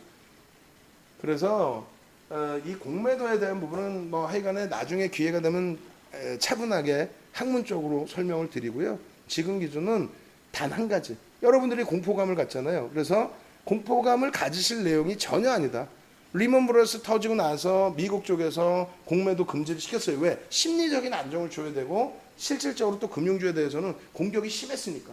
왜? 걔네들은 박살이 나 있으니까 주가 빠지는데 그냥 뚝뚝뚝 그냥 뭐 한 3% 5% 빠지는 게 아니라 야 한번 죽어봐 하고 막 후들겨 패버리니까. 그러면 신풍제약 윗방향으로 열심히 나오는 것처럼 막 밑으로 시원하게 그냥 막 과도하게 과매도 권역으로도 나올 수 있으니까. 근데 과매도 권역 나오면 어떻게 할 거야? 그럼 매수가 들어오겠지. 공매도보다 더 큰 자금들이. 공매도 자금 크지 않아요. 그리고 또 한 가지는 9월에도 공매도의 연장을 단행할 가능성이 있어 보입니다. 그러니까 뭐 그 부분은 제가 정확하게 뭐 들여다보고 생각해 본 적은 없는데 지금 수렴 구간이라고 그래요. 공매도를 연장할까 말까 코로나19 감안해서. 그래서 지금 정부에서는 어떻게 됐건 여론을 잡고 여론 무리를 가는 그 여당 입장에서는 그렇잖아요. 그렇게 하는 기준이고 그리고 공매도 규제 이런 부분은 사실은 실질적으로 이제 그 금융 선진화 또 FTSE 선진국지수 편입, MSCI 선진국지수 편입, 또 외국계 자금의 유치 이런 부분을 감안했을 때는 좋은 내용은 아닙니다. 그리고 이제 우리가 그냥 선진국지수 편입됐어요 이 개념이 아니에요. 심사를 하러 들어오죠. 그때 하나 따지고 우리나라에 또 조율을 해요. 응? IMF 때도 그냥 돈 주는 게 아니라 야 이거 우리한테 넘겨줄 수 있어? 구조조정할 거야? 지주사로 옮겨간 이유가 뭔데? 대우그룹이 공중분해된 게 뭐 무슨 뭐 김유중 회장의 비리 때문에? 아니죠. IMF 이후에 과도한 부채 있는 업체 그룹에 대한 또 그 당시에 이제 LG그룹도 좀 취약했죠. 그래서 부랴부랴 이제 그룹 분할을 하고. 그 왜 그랬냐면은 생각해 보세요. 돈이 지금 삼성전자도 사실 마찬가지예요. 삼성전자의 사업 부서가 지금 IM 부분, C 부분 또 전부 나뉘어져 있잖아요. 근데 한 업체도 있잖아요. 그러니까 모바일 쪽도 있고 반도체도 있고 디스플레이도 있고 백색 가전도 있고. 근데 원래는 그걸 다 쪼개야 되죠. 왜? 우리는 반도체가 잘 나면 반도체만 사면 되지. 반도체에서 수익 내서 저쪽 디스플레이 업화 안 좋잖아요. 그거 커버해주면 누가 좋아? 대주주만 좋지. 응? 전혀 걱정하지 마세요. 농담하는 게 아니라 무조건 뭐 시장 좋게 보고 이 개념이 아니라 공매도에 대해서 뭐 걱정하고 아니 3월 달에 그 저기 뭐 시장 조정받을 때 공매도 때문에 조정받았다고? 말도 안 되는 소리.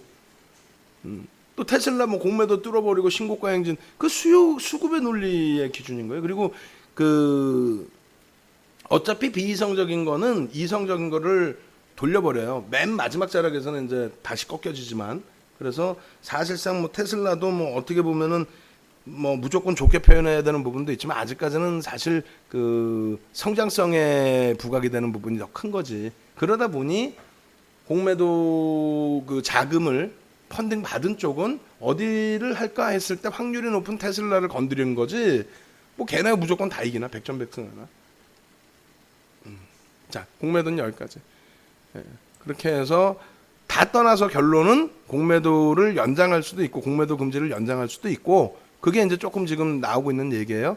그리고 연장이 안 되더라도 전혀 뭐 문제가 된다면 예를 들면 신풍제약 같은 경우는 때리겠지. 그것도 막 때리는 게 아니라 공매도 펀딩 자금을 받은 쪽이 아니 펀딩도 안 받고 공매도를 어떻게 때려?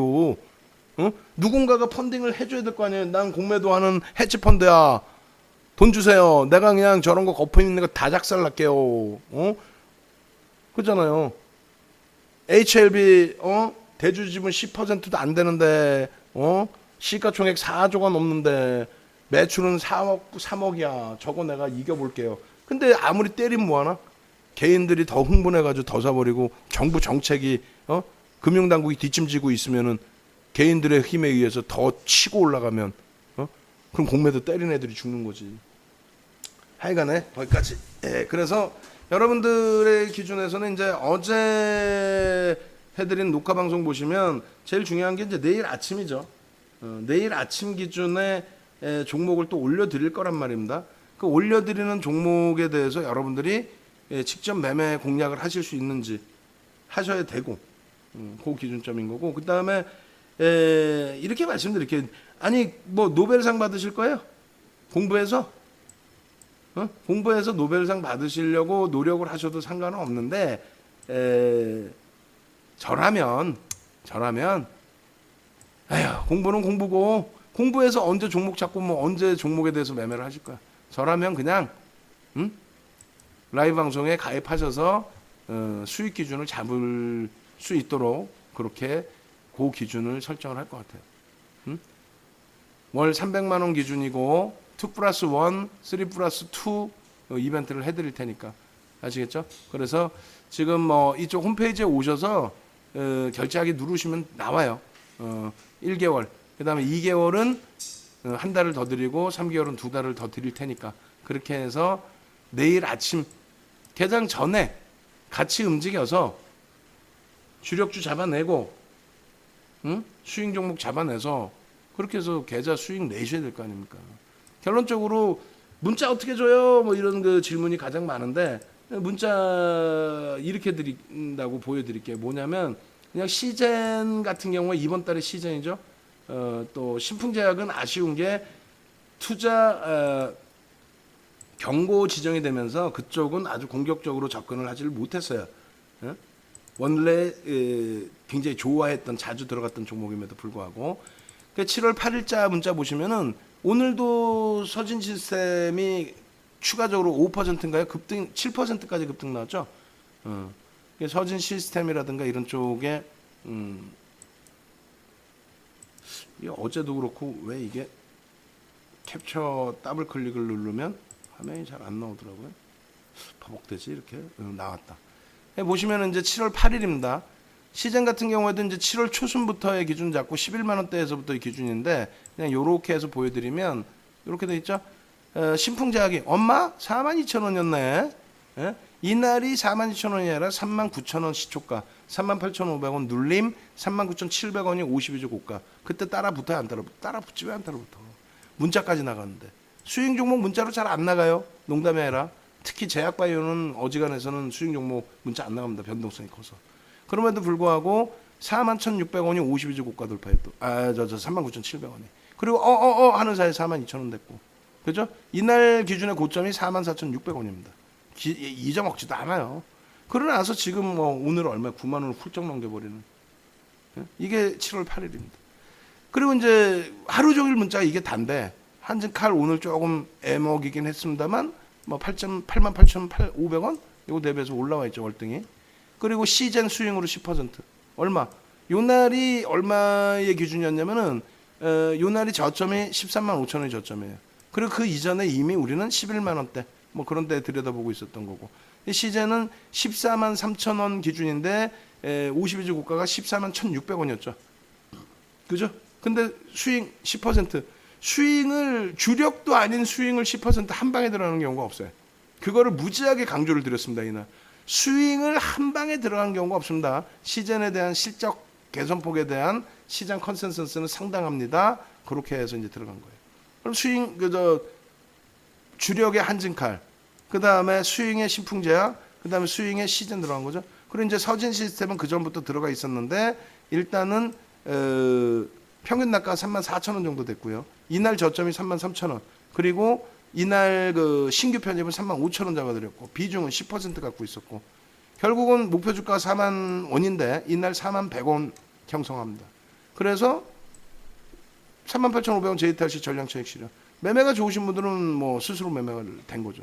에이스테크 같은 경우는 16,500원 이탈시 전량차익 실현인데 그냥 쭉쭉쭉 올라갔죠. 2만 원대 뭐 훌쩍 넘어서 버렸으니까. 그리고 여기까지가 끝. 이게 하루 매매 사인이에요. 오늘도 사실 좀 많이 나가긴 했지만 그렇게 많지가 않아요. 그럼 7월 10일까지의 기준에 시젠의 매매 기준 보시면 주력으로 확 바꿔버리죠. 그잖아요.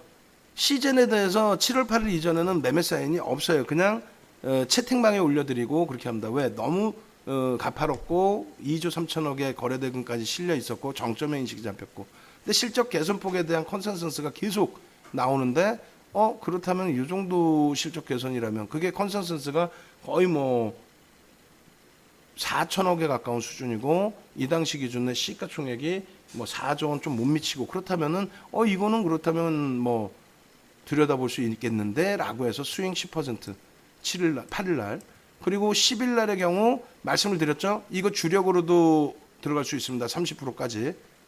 의약품 우리는 30% 들어갔었으니까. 그래서 삼성바이오로직스 차익 실현 충분히 했으니까. 이렇게. 그렇게 해서 추가 편입, 그 다음에 바로 의약품 30% 비중, 시젠 16만 원 돌파 시 5% 추가 편입, 15% 확보. 그러고 나서 7월 10일 이후에 고점 18만 6천 원 찍을 때 밀려 내려오는 순간에 전량 차익 실현했죠. 그리고 지금 다시 편입하는 거죠.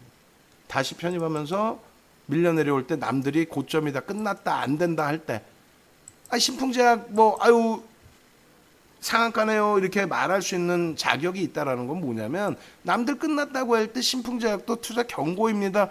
그 경고를 드리고도 개별 매매할 수 있습니다. 시젠도 마찬가지예요. 남들 끝났다 할 때 뭘 끝납니까? 9%씩 막 조정받을 때 웃기숑 17만 1,500원 편입입니다. 그리고 그때 급락 나왔을 때 모더나 영향도 있었죠. 그러니까 백신 나오면 키트 안 팔리면 어떻게 되느냐? 웃기셔. 걱정하지 마세요 그대. 그렇게 하면서 어떻게 돼요? 그 다음에 흐름 부분은 어떻게 가져갔어요? 미국장의 흐름 젠마크인가요?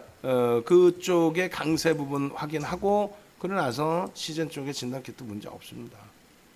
퀴델 쪽도 확인하고 그렇게 해서 개장 전부터 해서 16만 3천 원 추가 그리고 20% 확보. 근데 16만 3천 원 시초가의 기준에서부터 밀린 게 한 16만 원까지 밀렸죠. 그리고 이날 종가 17만 원대. 오늘은 이게 지금 16일이잖아요. 오늘은 19만 원 넘겼잖아요. 이때 대비해서 또 20% 가까이. 근데 차익 실현은 오늘 안 했어요. 오늘 안 하고 오히려 18만 원 오늘 넘길 때 추가 편이.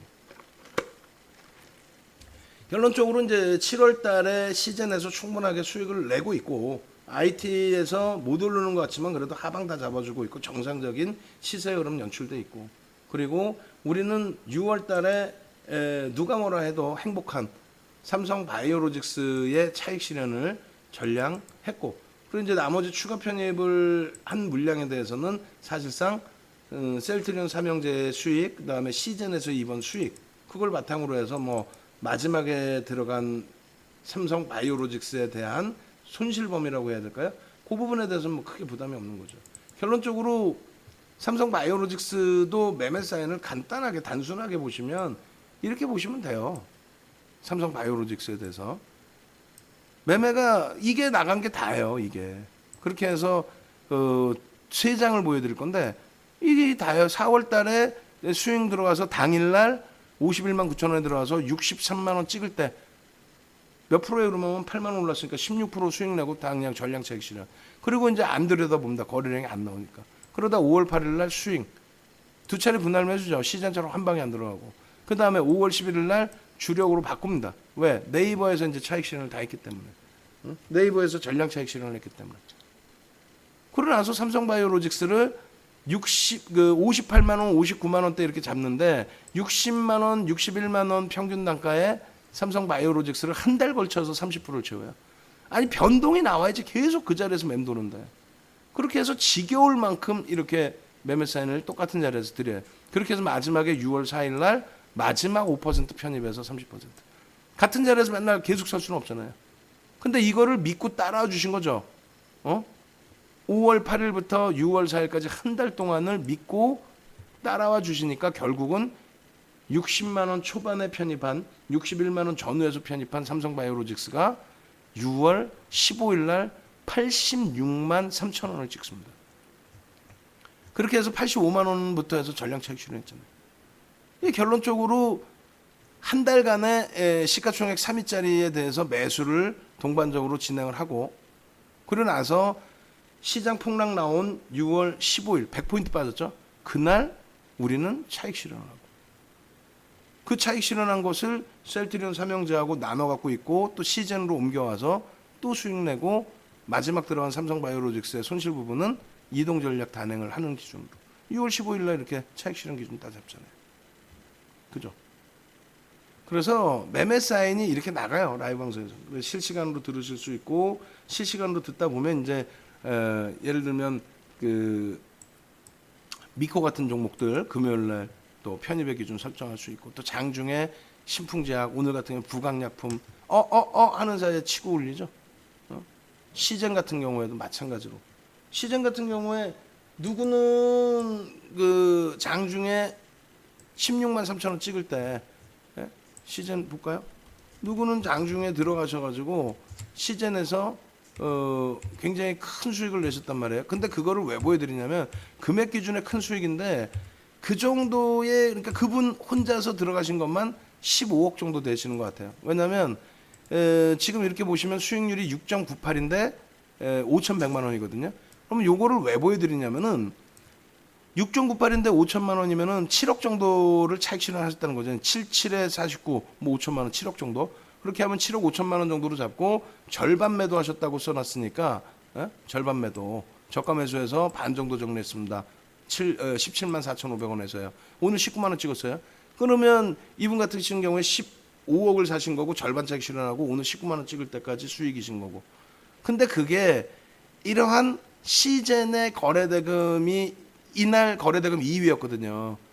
그러니까 시젠의 거래대금 또 환급성 이런 부분이 되니까 전체적으로 큰 수익을 같이 낼 수 있는 거지.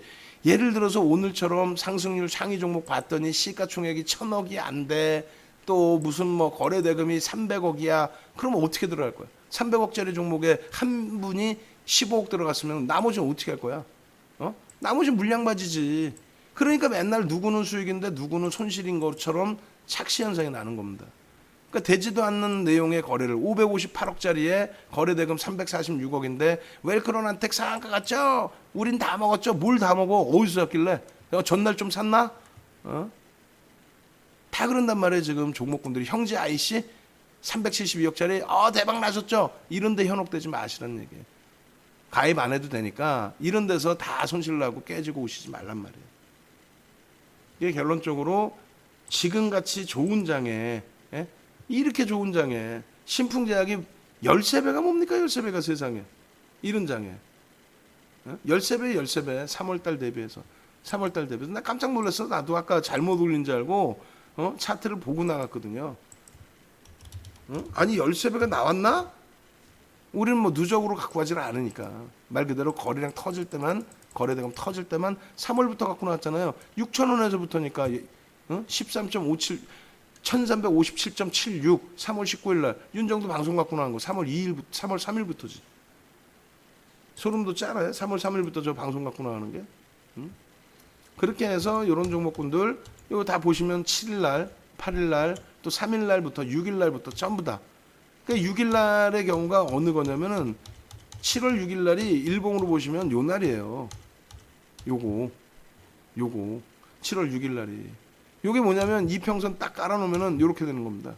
이평선 깔아놓으면. 그러나서 7월 7일 날 폭등이 나오는 거지.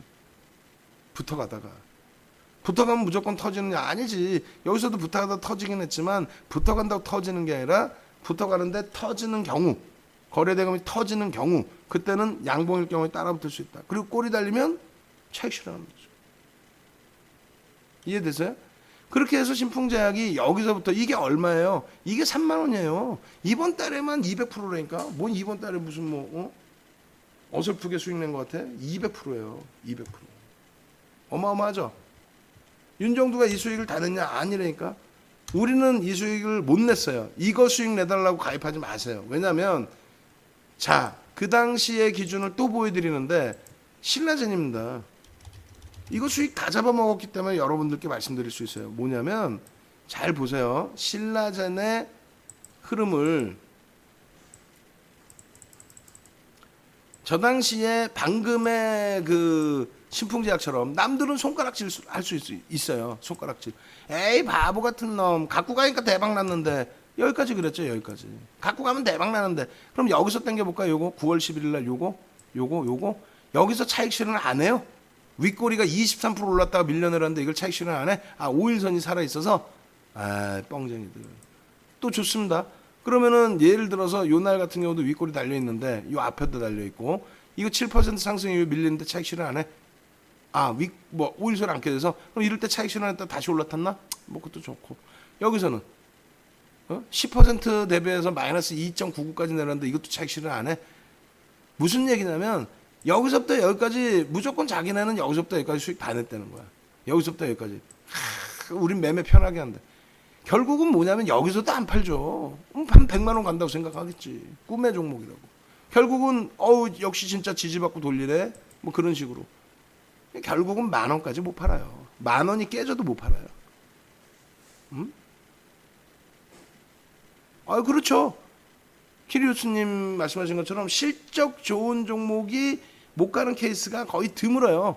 못 갈 수도 있는데 못 갈 수도 있지. 못 가다가 결국은 실적이 둔화돼서 또 그게 정상적인 가격이 돼 있을 수도 있는데 그런 경우는 거의 드물고 실적이 좋은 종목. 그러니까 이렇게 생각하세요. 아까도 공매도에 대해서 설명을 드렸는데 이렇게 생각하시면 돼요. 뭐냐면 외국인도 기관 투자자고 기관도 기관 투자자인데 지네 마음대로 매매를 하는 게 아니라니까요.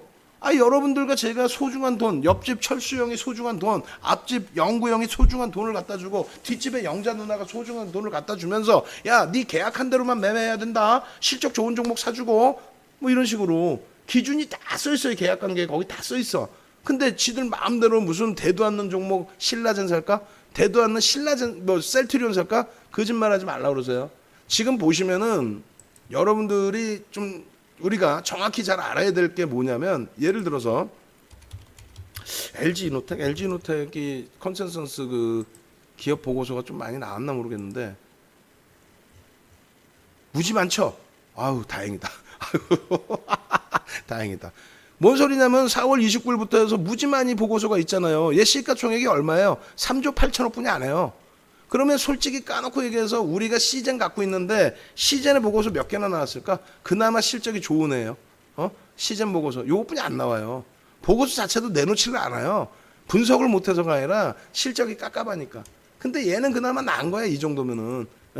HLB? 아이고 참나. HLB 시가총액이 얘도 4조 몇천억씩 하잖아 지금. 4조 6천억.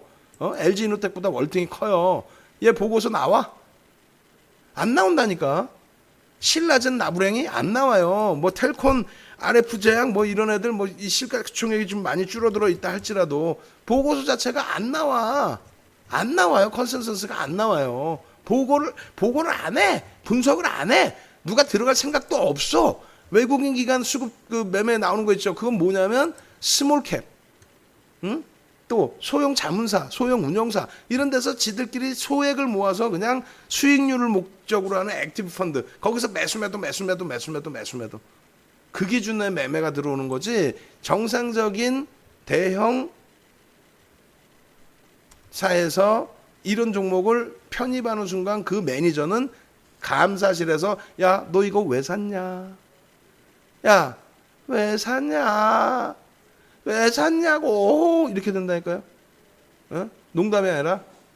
그러기 때문에 보고서도 없고 수급도 없는 거예요 사실은. 그러면 신라젠이나 셀트리온이 거래소로 이전한 한 수는 뭐냐? 코스피 200 지수에 들어가 버리죠. 그러다 보니까 거기에 인덱스 쪽의 상품에서는 제한적으로 들어옵니다. 삼성 바이오로직스도. 그래서 추세적인 수급이 들어오는 거예요. 걔네들은. 나머지는 들어올 수 있는 규모 자체가 되질 않아요. 자체적인 수급이 들어오기가 어려워요. 들어오는 건 액티브, 수익률을 목적으로 펀딩을 받은 자금들, 또 일부 헬스케어 지수 편입된 그런 자금들, 그 기준에서 수급이 들어오는 거지. 이해되세요? 그러니까 공매도나 이런 부분에 그 의약품에 대한 수급이나 이런 부분들. 신라젠은 친구가 보유하고 있는데 대표님 생각은 거래가 될 가능성이 있는지. 거래가 돼도 무슨 의미가 있겠어요? 근데 신라젠의 문제만이 아니라니까. 지금 전체적으로 금융당국의 문제죠. 정부 정책이 그냥 야 얘네들 냅둬 그래야 돈 몰린다. 고 노무현 대통령 정부 때 황우석 교수 테마 그렇게 되면서 조화제약 42배 뭐 신풍제약 잽도 안 돼. 42배 산성 PNC 57배. 근데 웃기는 게 뭐냐면 2배만 올라도 금융당국이 이 녀석들 주가 조작해 것들이 그냥 이 한마디면 하한가예요. 근데 안 하잖아. 냅두잖아. 신라젠에 대해서 뭐라 할 이유가 없는 게 신라젠 7천만 주짜리죠. 종목 주식 수도 모르고 매매를 해요. 추천하는 양반들도 그러고. 응? 그럼 7,100만 주짜리 15만 원 찍었어요. 얘가 최고점이. 그럼 얼마야? 시가총액 10조예요. 그러면 매출액 영업이익 좀 보여주면서 위험고지를 해가면서 매매를 하든가. 야 정부 정책이 이러니까 변동은 나오지만 죽을 수 있다. 조심해라. 대주주가 고점에서 전환 물량이 됐든 뭐가 됐든 다 팔아먹고도 주가가 밀리는데 단 한 주도 안 산다. 10조에서 10% 팔아먹었으면 1조인데 그 1조 가지고 지금 통으로 살 수도 있잖아요. 얘네가. 사회 환원한다고 치고 단 한 주도 안 사잖아. 그냥 상식적으로 다 예견돼 있는 종목 아니에요? 그럼 얘만 그래? 솔직히 까놓고 얘기해서 시가총액 2위까지 올라왔던 마이로메드 헬릭스미스죠? 헬릭스미스 지금 1조 6천억까지 박살나 있어. 1조 5천억까지. 응? 얘가 시가총액 2위까지 올라왔잖아요. 얘 1조 5천억짜리 매출이지만 얼마야? 영업이익 순위가 안 나오는 건 때려치고. HLB 조금 전에 보셨죠? HLB 이런 종목군들이 대주주 지분 아이고 HLB 대주주 지분도 없는 것들이 무슨 회사라고 이거를 이게 끝내주고요. 끝내주면 지 혼자 사라 그러세요. 그러면 이걸 진짜 매매하려면 어떻게 한다? 거래대금 1,000억 넘긴 이후에는 그럼 거래대금 1,000억 이후에 그러면서는 앞전 거래대금의 70%? 그 수익률 게임 나와. 그럼 수익률 게임 하면 되는 거지. 아 신풍제약이 뭐 좋아서 윤정두가 끝내줘요. 예, 끝내줘요. 얘 끝내줘. 바보야? 33년 주식하면서 멘토 역할 22년 했던 윤정두가 신라젠 이것뿐만 아니라 내추럴 엔터텍부터 해서 아모레 퍼시픽부터 해서 다 들여다보고 있는 윤정두가 이거 좋아요. 이거 끝내줘요.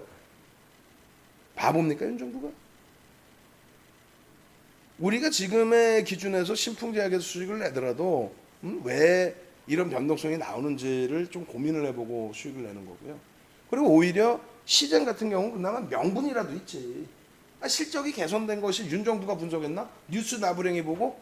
아니잖아요. 시장 컨센서스가 나와 있고 시젠보다 월등히 시가총액이 컸던 그런 종목에 대한 분석 보고서도 별로 안 나오는데 시젠은 여러 개 나와주고 또 하다못해 셀트리온 제약하고 셀트리온 헬스케어 볼까요? 하다못해 얘네들 안 봤어요. 저도 안 봐서 그래. 진짜 안 봤어요. 진짜 안 봤는데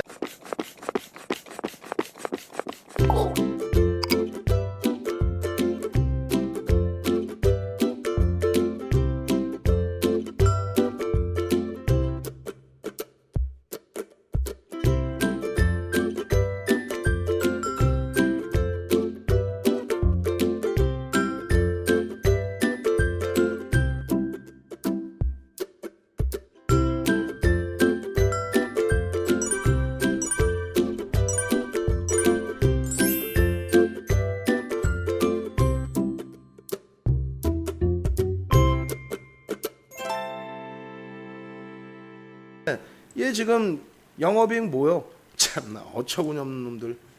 에휴 진짜 우리도 셀트리온 삼형제 들어가지만 얘 보고서 하나 있어요? 적정주가 보고서 하나 나와?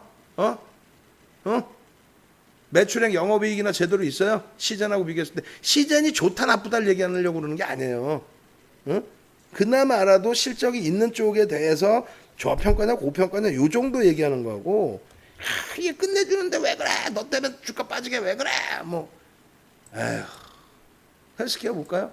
외국인 기관의 그 컨센서스 보고서 자체가 시가총액 1위라며. 예? 얘는 그래도 시가총액 1위여서 그런지 한 10군데 11군데 나왔네. 15조짜리가. 아까 LG 이노텍보다 택도 안 되죠. 시젠 이제 4조 넘어간 거 그 종목 대비 조금 더 들어가 있죠. 얘를 폄하하려는 게 아니라 여러분들이 가슴에 손을 얹고 여러분들의 소중한 자산인데 우리가 셀트리온 헬스케어 수익 안 냈어요? 농담해라. 무지하게 수익 냈지. 셀트리온 삼형제 전부 수익 내고 이번에 전량 차익 실현하고 금요일날 뉴스 떴길래 혹시 이것도 폭등 나와버리면은 우리 회원님들 위축될 수 있는데 왜 전량 차익 실현했으니까. 그러니까 이런 말할 자격이 있는 거예요. 보여드려요? 하나 보여드려야지 뭐. 한번 보여드리고 실제 신라젠 같은 경우에 실제 수익을 냈는지 냈으니까 이런 얘기를 해도 된다고 말씀드린 거 아니에요.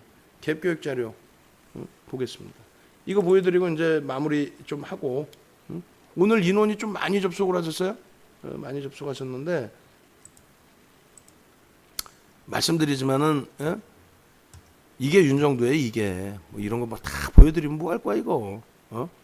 저희 고객분들의 실질 계좌 수익 이거 보여드리면 뭐 할 거야. 와닿지가 않는데. 자 신라젠만 볼게요. 신라젠만 보시면 요게 이제 다 교육 자료거든요. 사실상. 근데 요거 이제 강연의 자료인데 지금 뭐 해드릴 시간이 좀 애매하고 신라젠만 쭉 봅시다. 키움에서 안 나와요? 신풍제약도 볼 게 없을 거예요. 걔도 사실은 막말로 다 뉴스에 오른 거지. 무슨 뭐 공시가 제대로 나온 게 있어. 뭐가 있어. 다 뉴스지. 보도자료 내놓고 뉴스지. 무슨 금융당국이 뒤집어주고 있으니까 그냥 해먹는 거지. 우리도 솔직히 그래. 거기서 콩고물 떨어지는 거 먹는 거지. 무슨 뭐 저게 무슨 뭐 대박주라고 무슨 뭐 결국은 3월부터 지금 13배 나면요. 13배 수익 지킬 것 같아요. 이걸 보여드리는 거예요. 그래서 요분께서 계좌 잘 보세요.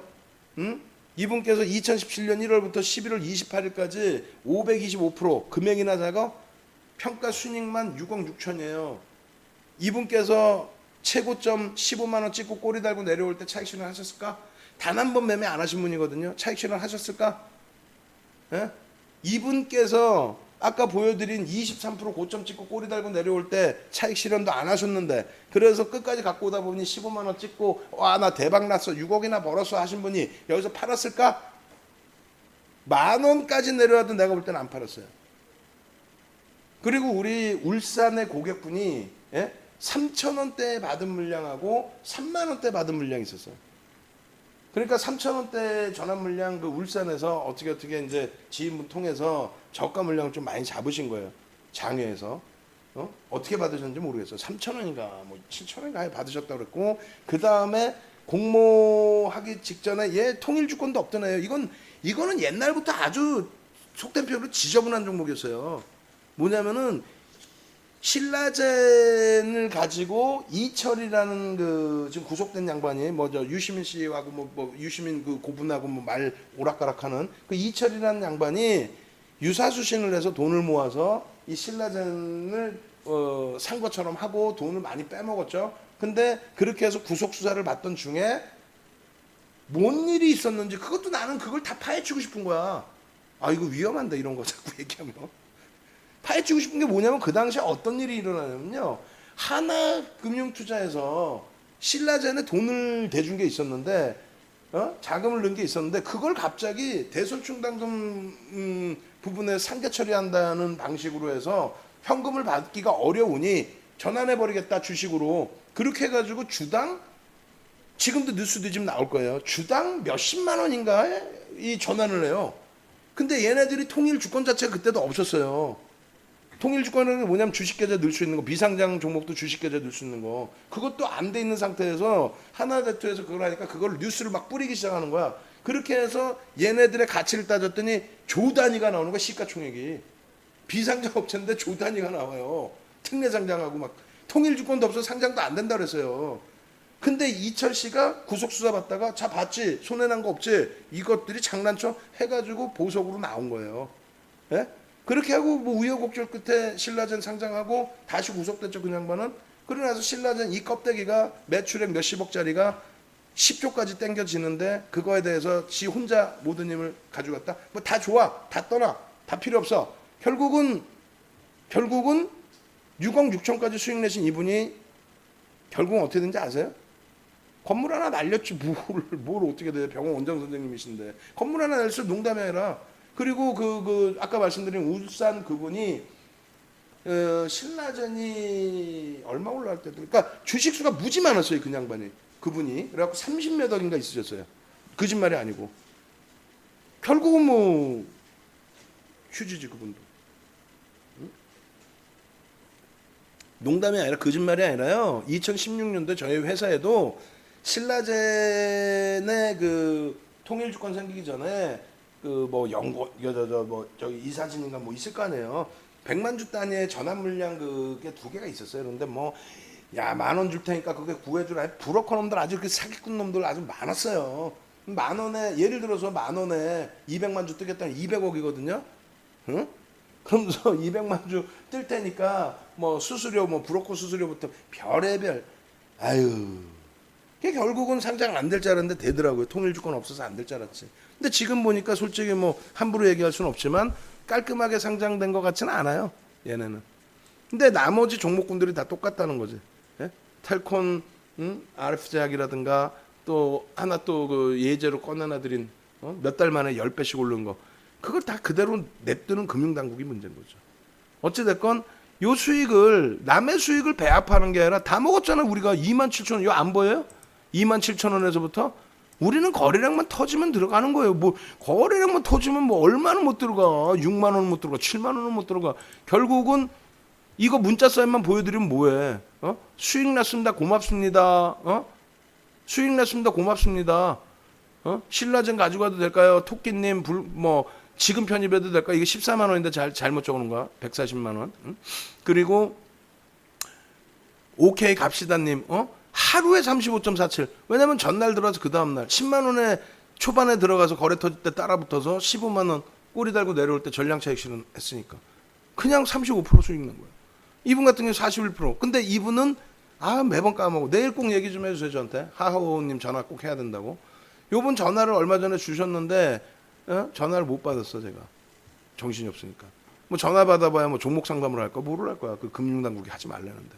그러니까 오래되신 고객분이신데 일단은 혼자 매매가 되신단 말이에요. 그리고 자산을 지키실 수 있단 말이에요. 왜? 이런 분들은 삼성전자에서 수익을 내신 이후에 신라젠에서는 얼마에 41%인데 80만 원 수익이면 200만 원 들어온 거예요. 200만 원. 그러니까 자산을 지키죠. 이분은 하하오님 맞잖아요. 이거 보여드릴게요. 다시. 맨 위에 보면은 여기 뭐 수익금 이렇게 나오는 거 있죠. 요분 보시면은 아까 그분이 요분이에요. 그 연단위 1억 2,300만 원 수익인데 삼성전자에서 39% 수익 내고 자산이 없는 분이 아니에요. 하하오님이. 근데 그 다음에 보면 어떻게 신라젠은 200만 원만 들어가죠. 그러니까 내 자산 지키는 거야. 신라젠 갖고 10배 내봐요. 자산 지킬 수 있을 것 같아? 부산에